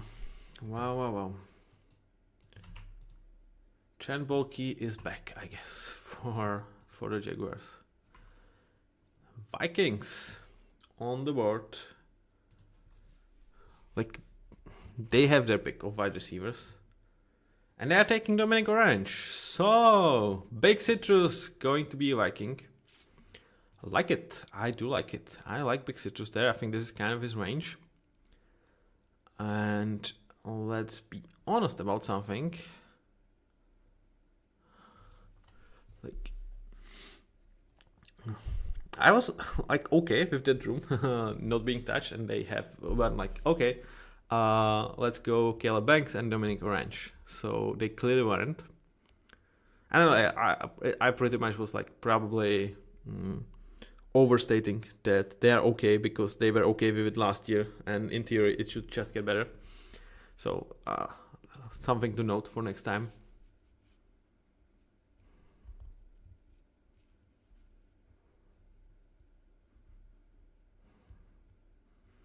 Like him next to Caleb Banks, have like bringing more for downs for the team because he's a really good run defender.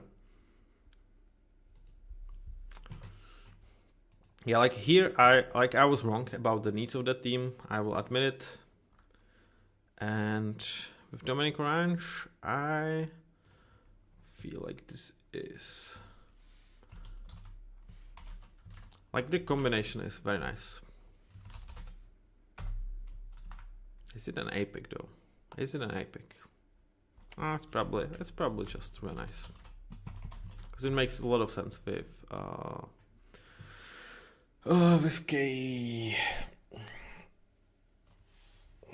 Caleb Banks there. Particularly, I mean, we all wondered what it took to keep Brian Flores with the Vikings, and now we know. Like every single pick has been for the defense, and he's going to have so much fun. So, like, how you keep one of the best defensive coordinators? Like, you give him first 3 picks, and really a lot of fun players to play with. Panthers finally ending the slide on Chris Brazel. Amazing.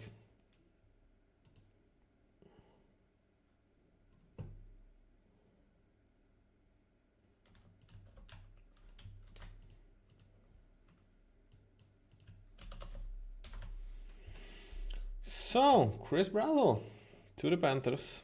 That's a big plus for them.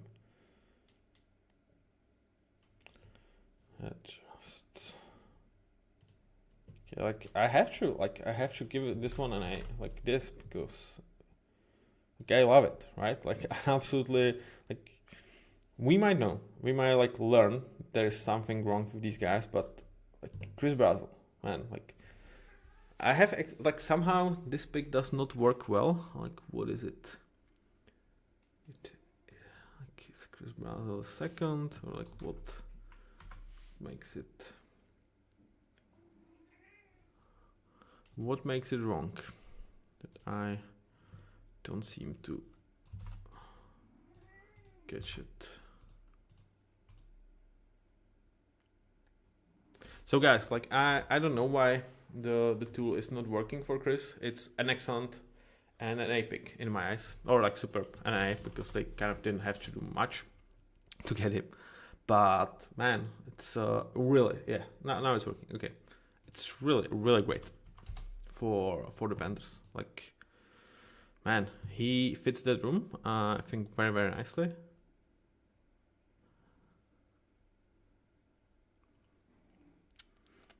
As a true field stretcher, he has 4.35 speed. Like with T-Mac, he makes a lot of sense because T-Mac is that big guy. You have the guy that I absolutely love and cannot remember his name right now. For the slot duties. Jalen Coker there. Yeah, man. Okay, he can compete with Jimmy Horn right now. Yeah, Chris Brazel is very nice addition for the Panthers.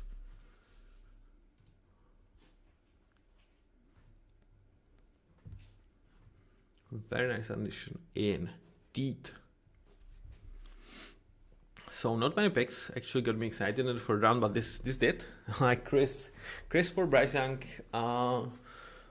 like it's almost like to a point of no excuse for Bryce Young this year. Like they are all in on the season. They have brought a lot of improvements. They've gotten him the number one weapon last year. They have a really good complementary skill set to that. They have a special O-line. They have brought the run game. Like, you know, if Bryce Young will have a drop off this season, I feel like we might see them really start to contemplating a change there. Because like this team is set up for success. There is no, like when you look at this defensive line, they brought Jalen Phillips, they brought Prince Milan. Like I feel like they could definitely like add one more pass rush, but like it's great. Linebacker with Devin Lloyd, great. Secondary, Mike Jackson and JC Horn, one of the better outside corner duos. Like you don't have a nickel, so you should take care of it. Offensive line, with Rashid Walker, Monroe Freeland, Tyler Moulton, and Ike Ekwonu, like he probably won't play him, but even then, like tackles are for like sort of though. And Damian Lewis, Robert Hunt, Luke Forter, great. Wide receiver is like such a good group that should grow together. You have a run game with Etienne, Chuba Hubbard, and Brooks that is real special. Like there is, like definitely this is a team that will come into the season with a lot of expectation. I think they are going to be dialing with like a lot of analysts out there that it should be working. Like they have done things a right way to support their quarterback on a rookie deal. They gave him everything to succeed. Can he? That's the big question. Can he? Can they do it? Like this division is absolutely ripe to take. Like there is no super team in that division. Panthers, the expectations are division, playoff win, and if it's anything less than that, I think that's a disappointment. I think that's absolutely a disappointment. So pretty exciting year for the Carolina, and let's just hope it doesn't fall to their faces.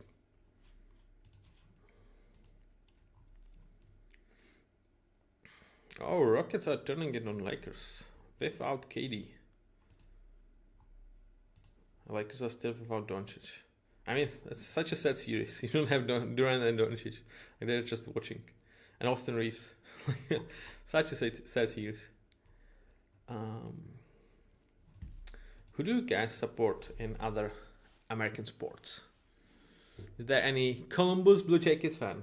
Ted Hurst is going to be a Buccaneer. Where's Ted Hurst? Early day 3 for me. Not the biggest of needs for the Bucks in my eyes. Let's see.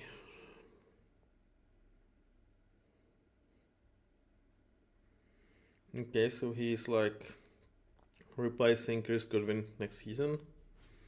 Planning for future. Not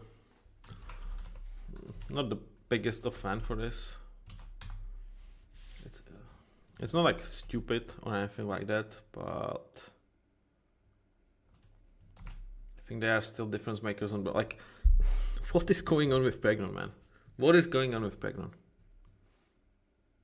What is going on with Emmanuel Pregnon? Like somebody make me understand why the Buccaneers that have like bad depth, that have absolutely not clear starters for their interior, why they are not snatching Emmanuel Pregnon here. Like, fight it out with Ben Bredesen. Allow Graham Barton to rotate for whoever is injured. Like, and you take Chris Godwin replacement in a year. And like, there is value in that, of course, but it's not like this is a superb replacement. Man, what is going on with Pregnon?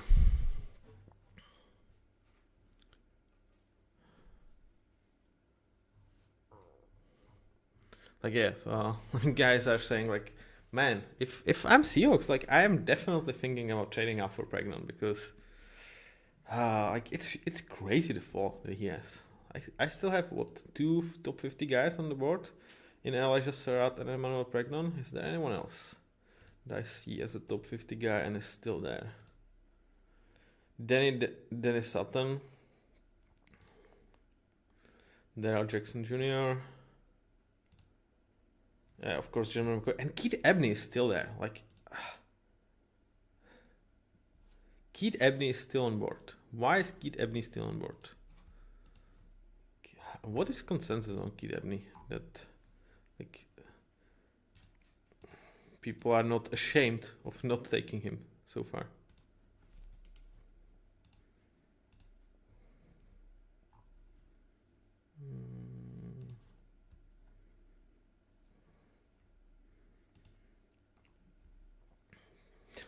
Speaking of not taking him, like I'm not like super far of consensus. Like I have him as early round 2 and consensus is like early round 3. So like I am high on him, but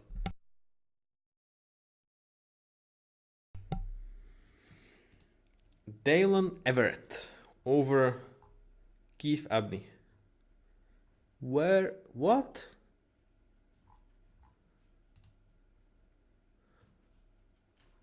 Like ESPN don't even have him. Do I have him? Like I'm not sure that I do. Do I have Dalen Everett? Okay, yeah, I do. Early day 3. Okay, that's not as bad. And I even say like there was the first need, one of the first tier 3 needs that I feel like they should address.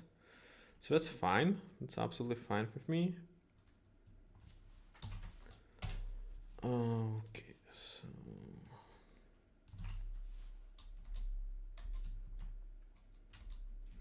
this is actually not a bad pick. Like it's not super, but it's just fine. Like it's kind of like good C. It's probably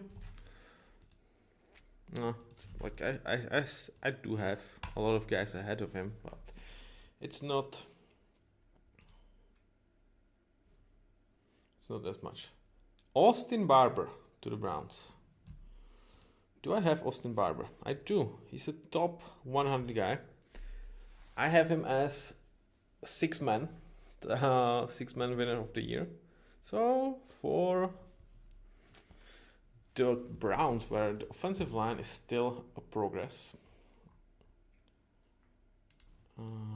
work in progress. So fighting Ted Howard potentially. Yeah, I'm not going to shame them for this. I think this is a good. This is just a good pick. Nothing special, but really good. Interesting that Jennings Dunker is falling. Like, I felt like he has so much power that he would have been off the board just based on traits alone. Not to mention versatility. Like perhaps teams are unsure whether like is he tackle, is he guard, like do we take him as a guard even though he played tackle in college, or like is there a progression? Like maybe like something like that could play, but like I like Austin Barber. It's a very nice fit for the Browns. Like really, what the Browns have done with their offensive line is I think very reasonable process, where you have taken several guys that have flexibility. So Tatus Howard can play tackle, can play guard. Elton Jenkins can play pretty much all across the line, and especially in terms of interior. Spencer Fano can play all across. Now you bring another guy that can like be there to fight for starting job. Will Kaczmarek to the Dolphins. Okay, perhaps first thing that I will like about this team supporting Malik Willis, because I feel like I have written that this would be very nice combo. Let me check on this one. Yeah, the blocking. I love the blocking, and with Malik Willis, this is yeah. Okay, let's go. Do I give it an A? Let's go. It's probably like I'm probably too generous, but I just love the fit with Malik Willis so much. Like yeah, everything is on fire other than that, but this really feels like this is a feel good moment for Malik Willis, at least in my eyes. Yeah, I will go good process. Like there's some bigger needs, but I really like. I don't know. Let's give it a grade B, because I just love the fit so much. Okay, it's going to be good day. So guys, for switching it up a lot. I think this is very nice fit, and like this is with Dolphins. They have made what? Caden Proctor, Chris Johnson, Jacob Rodriguez, Caleb Douglas, Will Kaczmarek. So okay, like I'm not going to sit here and say that he supports Malik Willis better than Caden Proctor, but definitely better than Caleb Douglas in my opinion. But truly nice pick. Like round of tight ends, this one makes sense to me. Now we are sitting with Jaguars, who have so far had been abysmal in my eyes. Like I hate the draft so far. I really do. I think it's the worst draft that anyone put together so far. I'm sorry, Jaguars fans. I wanted to be much more on board. Like I was impressed with Liam Cohen so much. And you could be like, okay, so why the hell are you criticizing that? Because you have been impressed by them. And like now, you know, we are drafting. It's not like you necessarily hit superbly last year. Like Travis Hunter, a little bit of a question. So like I don't think you necessarily. I should necessarily give Jaguars the benefit of doubt in terms of drafting. I think like the benefit of doubt in terms of play call is exceptional. They have like climbing really fast towards like a top 10, easy, perhaps even like easy top 10 staff. Like they have loaded stuff there, but I'm not like. Did I necessarily see like let's look at the draft from last year. I remember Tuton and like Quent Allen and Travis Hunter. So let me check on this one. So far like Travis Hunter trade has not worked out for you. Caleb Branson, White Milam, he did not play. Caleb Branson, Marshall Tuton Kaiser, like. I don't think last year draft like justifies giving you benefit of doubt. That based on that, I should give you benefit of doubt just because you were great on the field, but it was not necessarily. It did not stem from the drafting. It's not like you had such a great draft that it was inevitable that the rookies were so much of a reason for a really good year that Jaguars had. So that to me is why I'm like, I'm not going to give you benefit of doubt. I think you are drafting abysmal so far this year. Can you fix it? You have opportunities. Like I think the needs are there, and the players are also there. So Jalen Kilgore probably not. He's a nickel. Zachy Whitley, I would take him. Zachy Whitley here, sure. Dennis Sutton, like there's a big drop off at least by my board. Oh, it's a big stretch. Emmanuel Pregnon, all right. The slide ends here.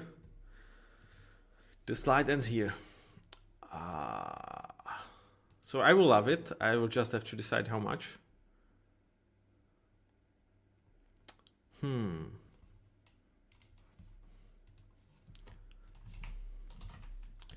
So process-wise, I think it's just fine because just like last year, you have drafted Wyatt Milam.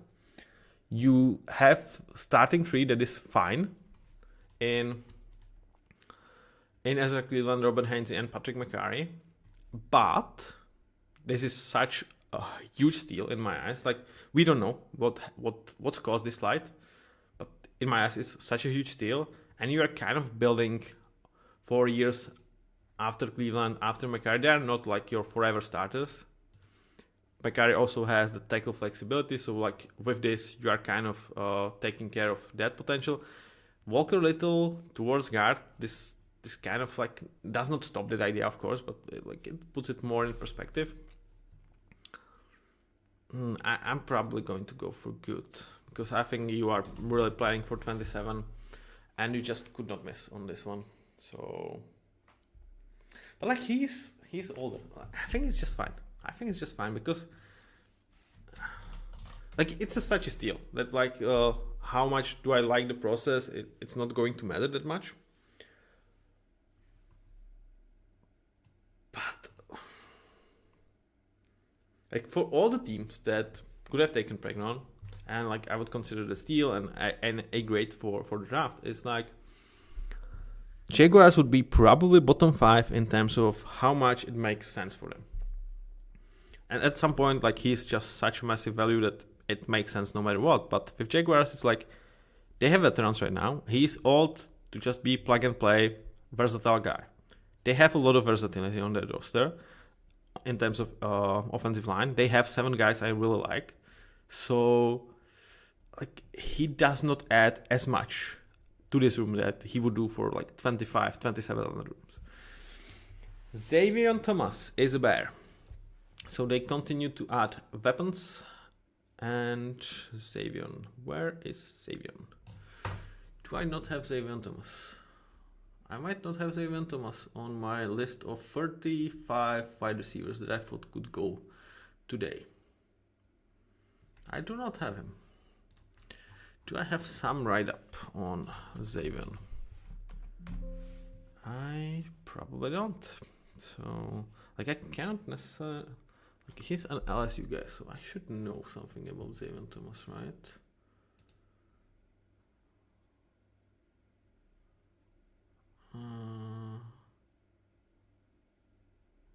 Well... I am in the dark here. Perhaps I have made some error, which can absolutely happen. But...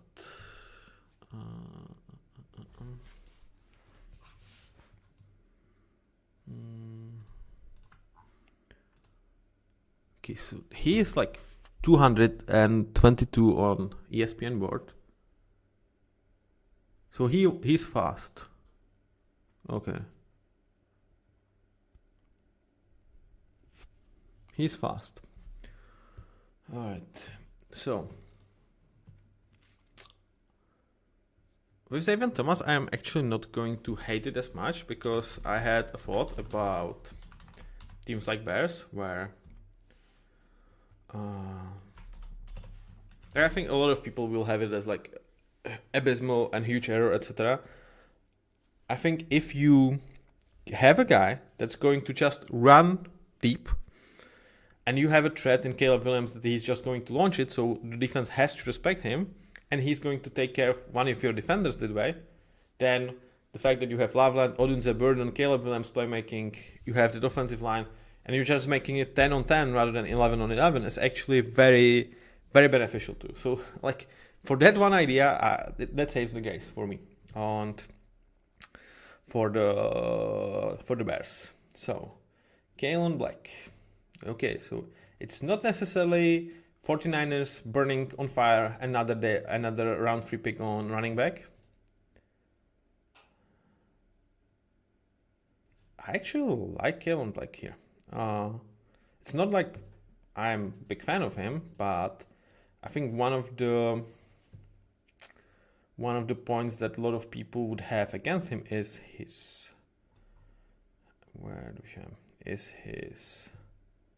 age. Yeah, he spent like he's older, but I actually do like it for the 49ers here because he gives you an immediate option to save some carries from CMC. And I think we are at the point of the draft where we are pick 90 or almost, but this is like fine. Like, I feel like there were better options on the board, but I'm fine with this pick. I don't think it's horrendous. Like, in the scale of 49ers burning third round picks for running backs like Isaac Guerrero and stuff, like this is actually on the positive end of the spectrum for 49ers.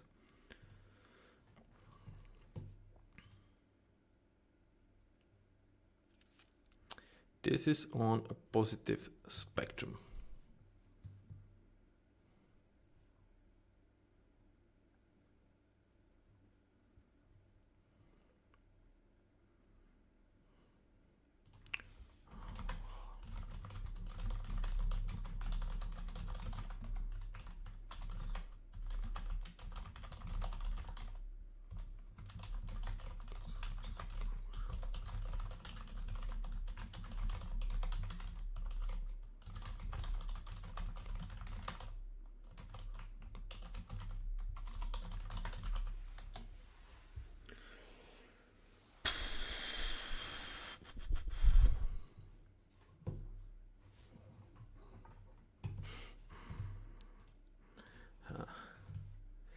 So Raiders and Jaguars, like they are running this thing like it's a day 3. We are actually approaching the end of day 2, right? How many picks are left? So it's 91 Raiders on the clock, and we will have 100 picks. So last 10 picks, guys. Information: I will not be here tomorrow. I will be probably enjoying this calmer rather than talking here. Like my voice is giving up, and I kind of have to go to work. So sorry for that. If you were looking for me talking for like 10 hours on day 3 prospects, it's not going to happen this year. Perhaps next season. Like it's been fun, right? Hopefully you enjoyed watching and hearing. So we have last 10 picks, so make it the best 10 picks possible. It should be one of the Seahawks picks as well, so let's hope they will not trade back, because I want like it's probably going to be smart because we kind of don't have picks on day 3, but at the same time I want to have one more Seahawks pick as well. So last 10 picks of the day, let's enjoy those ones and end this on a high note.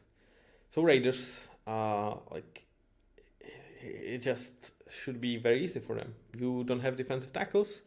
There are values on the board, so let's go for it. Now, before we go for the last part, I will take a quickest of breaks and be right back.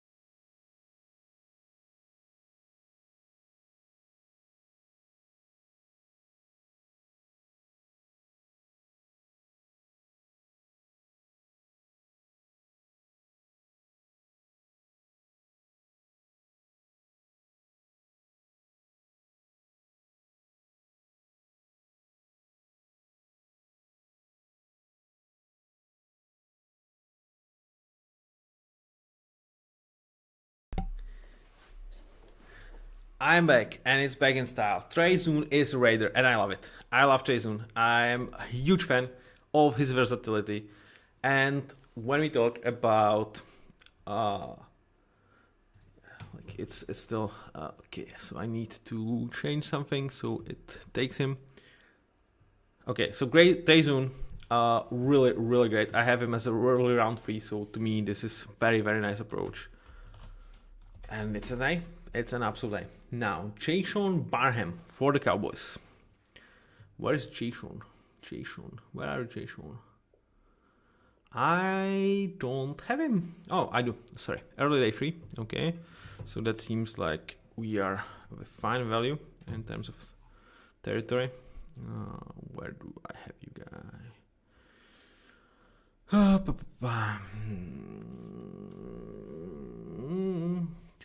Here we are.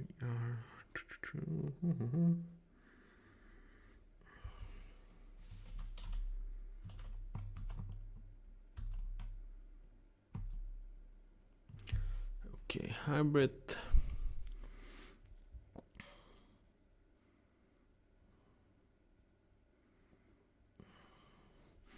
Yeah, so they will need to find him a role because he's very, very hybrid.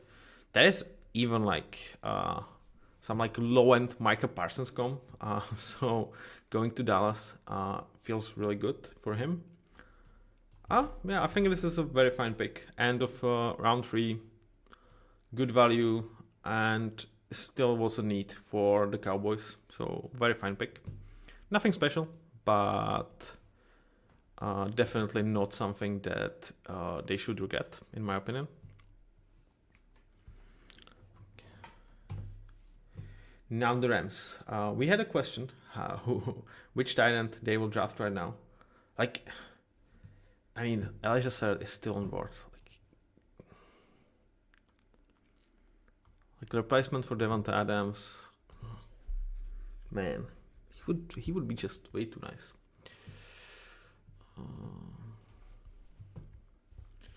Why Trey Zoom did not?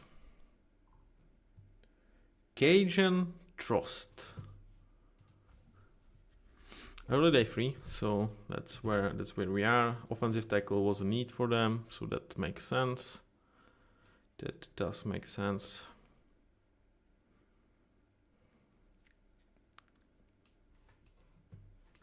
Yeah, I like this pick.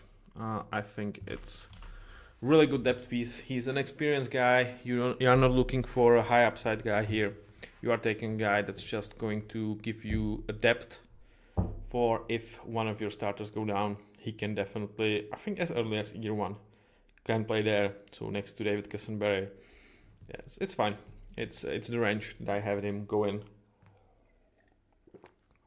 This is one of the teams that it does make sense.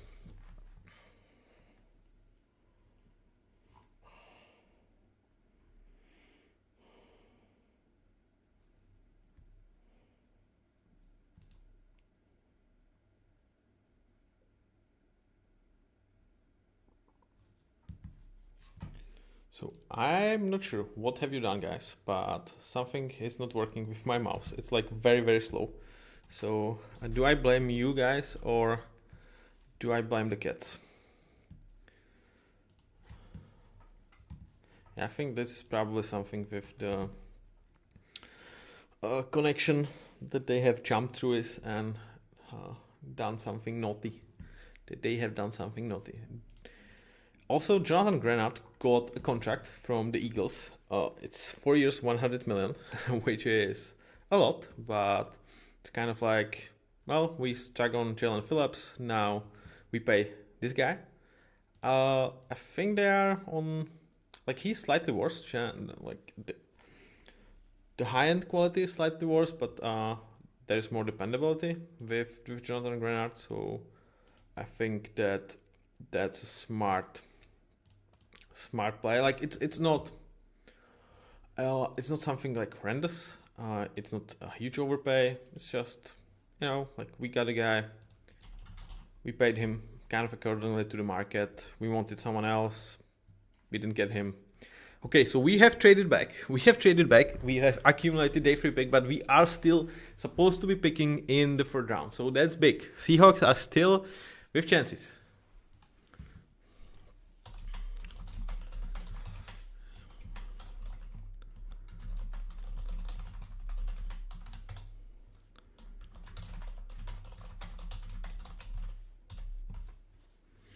Okay, so I like this. That's just kind of dream scenario because we got a 3rd round day 3 pick back, but we should still be picking today. We should be still picking today. So come on. I want one more pick from my Seahawks. I want, like, it would be so nice to just end the stream on the Seahawks pick, right? Like right now it's pick 99 and it's 100 picks, so it would not happen, but yeah, I would be alright if it's just the 99. The Wayne Gretzky number. What are your like legend sport guys that you looked up to? I was like everybody should hope that I won't pick them because my heroes have like tragic destinies. It's crazy. Like my biggest kind of heroes were like Michael Schumacher and Kobe Bryant, and like That's just brutal. I don't know if there is any fan of Schumacher here. I could not bring myself so far to watch the documentary on him, because like what happened to him is one of the most tragic things that can happen to a person. And like the Kobe, it's the same. Like with a family, it's just crazy. So yeah, I wanted to go something positive because I saw 99 and Wayne Gretzky. So if you have someone like a role model from the world of sports, so you can share it. Chris Bell to the Dolphins. Okay, Dolphins. Let's go. Chris Bell. He would be in my top 15, not for injuries. He is great deck threat. That's going to play with Malik Willis very well, because you have like, all right, Dolphins, you are doing a great job, and here's why. Now that offense start to look a little bit better, and here is why. Because with Malik Willis, he is such a freaking dual threat. Now you have brought a special, perhaps the best blocking tight end in this year's draft. You add on top Mr. We don't know which weight he's going to be playing at, Caden Proctor, and then you add especially accurate that is Chris Braswell. Like this starts to shape up, and I had it with a Dolphins fan under my preview for Dolphins in the draft, and it was like, well, they will draft highly not offense, they will draft highly defense, and then they will fill out the room in day 3 or like late day 2. So far they've been doing that, and like it got to make sense. They're especially a team, like if there is a big question about the health of Braswell, like, or of Bell, like then whatever, like you are Dolphins. You are absolutely allowed to take swings this season. So I love this one. I really do love this one. I feel like this is actually shaping up to be okay draft. Because like then, Chris Johnson, I had some concerns, but it's fine. Jacob Rodriguez was really nice value. Caleb Douglas, okay, I don't really like that one, but all right. Yeah, it starts to actually be good draft. Like it won't be one of my favorites, but it's going to, like, first 2 days for the Dolphins went actually good. I thought it had disaster in the making because they have not necessarily addressed the biggest of needs, but they really, really made a lot of grounds with Kaczmarek and Dolphins. Chris Bell. So really cool. Really cool what the Dolphins have done at the late round 3. Now,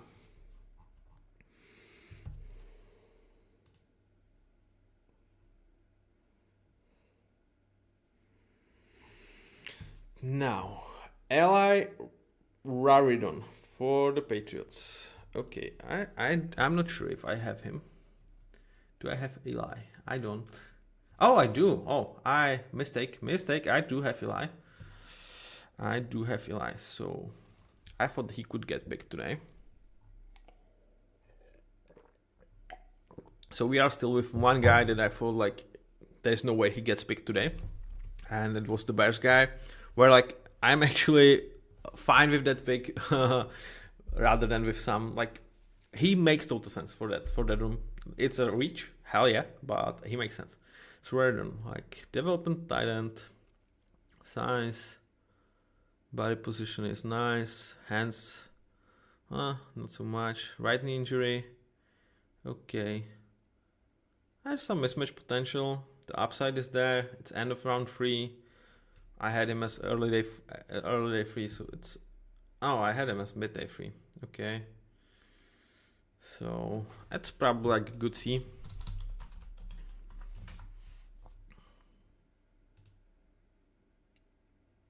Yeah.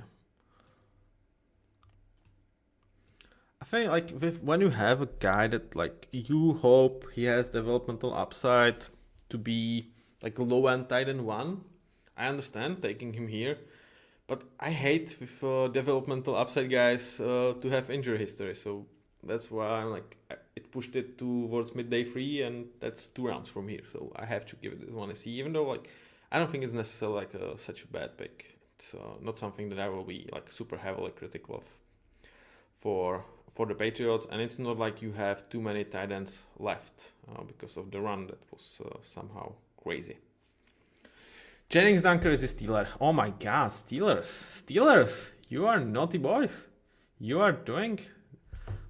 Are you going to be who? Okay, Steelers. Ihan Richard, Jeremy Bernard, Jeweler, Dalen Everett, and Jennings Dunker now. Okay, we are cooking with gas. We are cooking with gas there. Well, I might. This man. Steelers. Whoever is going to be their QB in 27, he's going to have damn good offensive line ahead of him. Like Zach Frazier, top 5 center. Troy Fatanu, he has potential to be top 5, top 7 right tackles. And between Broderick Jones, Dylan Cook, Spencer Anderson, Mason McCormick, Satan Moagua, Brock Hoffman, Maxi Hunicher, and now Gary Zaki, like there should be a starting trio there. Like, man, nice job. Steelers definitely one of my favorite drafts so far, and I'm usually heavily critical of Steelers, so and they actually traded up to get Dunker. Makes total sense. Kind of low-key hate that we could have had Jennings Dunker because he would make so much sense for the Seahawks. So now I'm pissed because I realized that we are the guys that we've traded with the Steelers, and like Dunker would make so much sense because he would be competing, I think, with Anthony Bradford for starting guard, and would be a very nice backup tackle for Abe Lucas and Charles Cross in case of injuries. So, like, as much as I'm happy for the Steelers, I'm kind of pissed for the Seahawks. Like, John Schneider, why? Like, this actually does not sit well with me. Okay, I got pissed, guys. Why? Okay, John, you better draft German McCoy 99 overall. Otherwise, I will be holding this one against you.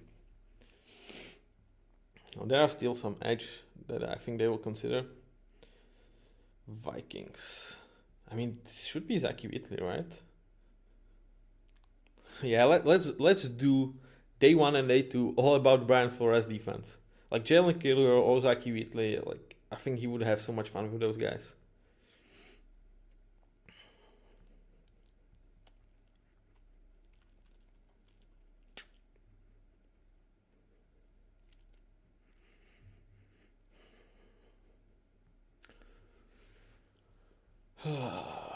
So beside the tight end run, which was insane to me, like I know the league with 12 personnel and 13 personnel that there would rerun, but it's not like this was like some like super crazy tight end draft that you would have to reach so much on so many of the guys. Like, come on.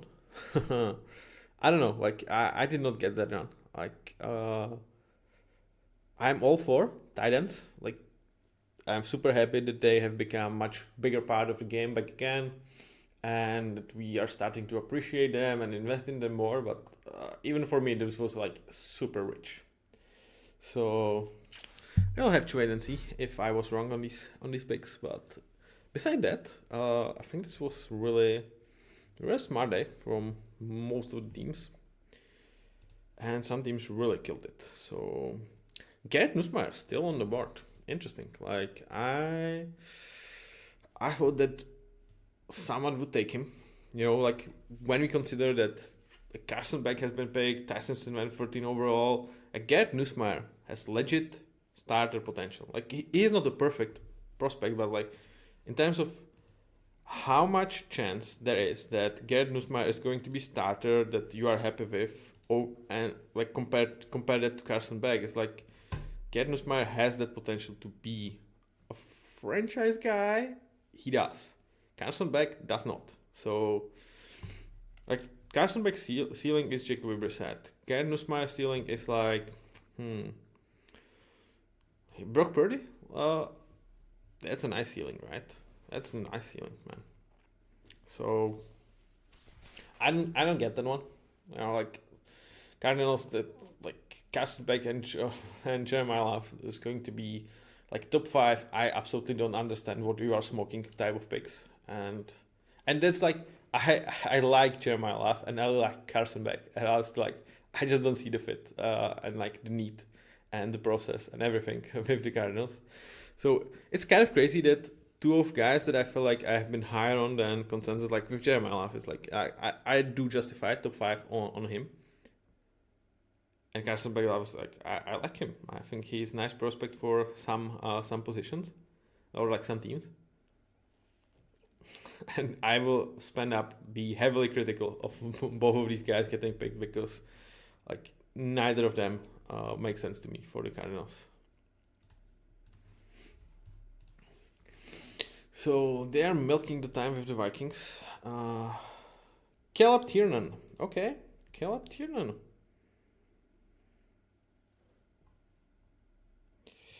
That's a nice pick for the Vikings. When you have Christian Deriso injured quite a lot, having Caleb Tiernan is very nice. He has shorter arms. That could be why he slid, because I feel like I have seen him going much higher in a lot of scenarios. Yes, I really like this one. It's like a superb. I actually like grade A. Like you need a good backup for Christian Deriso.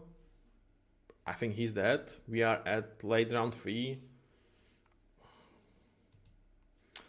Okay, so I would keep us as a good, because I feel like wide receiver 3 would have made more sense for you.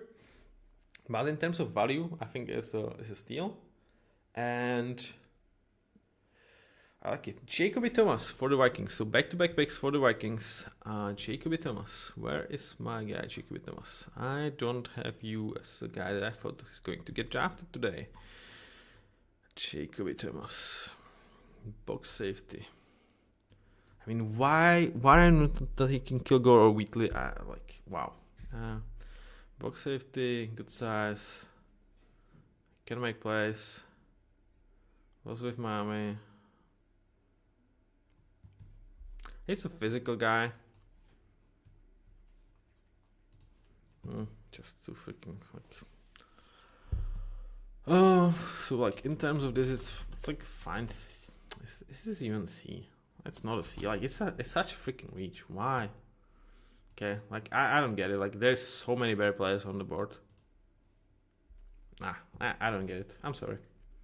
Like I get appeasing Brian Flores is nice, but this would not be it. So Seahawks on the board. Seahawks. Have they picked? Tell me. Don't tell me. No spoilers. I want to. I don't want to know. I want to know. What? No. Julian Neal. Early day free, so it's fine. So it's a Rick Woolen, trade space corner. Yeah, that's just. He's trying to replace Rick Woolen. Because yeah, he's big, can get grabby. He's much better round defender, which is what we like. Depth for an outside corner. Okay, I think this is a good pick. Not something that makes me super happy, but good pick. Chairman McCoy is not going to get picked in first 3 rounds. Oh, man. That hurts. That hurts me. Like, wow.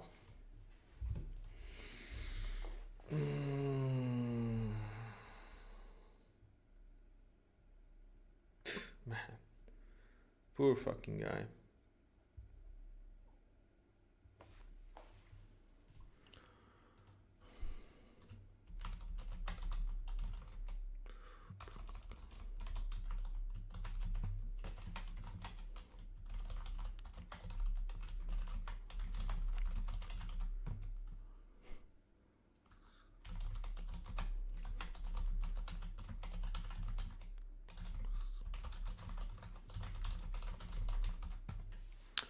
Jalen Husky is the final pick for us, guys. Okay,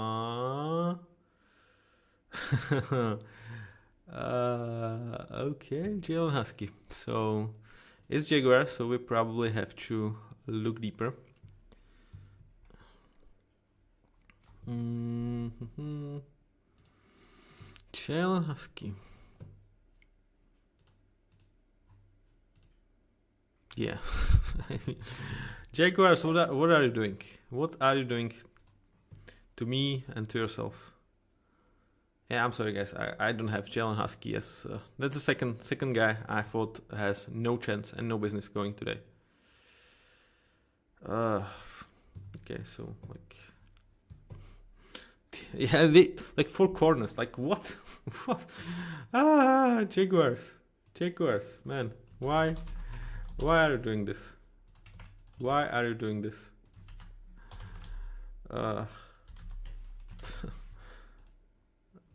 Okay, so we are ending with me being pissed off and sad because Jalen Husky is just a bad pick. No, I cannot sign off on this one. Thank you. It's been eventful 2 days. Even Jingy came to say goodbye. Like my Seahawks, it's been fine draft. It's not been exciting as last year was. It's been fine, and I'm okay with that. I'm okay with fine. So many teams that I truly love the draft. Excited to talk about it. Excited to bash Jaguars because there is going to be a lot of bashing there. And that's it. So that was the first 3 rounds. I hope you enjoyed it. And someday, sometime, see you again. Goodbye. Good freaking bye from Prague.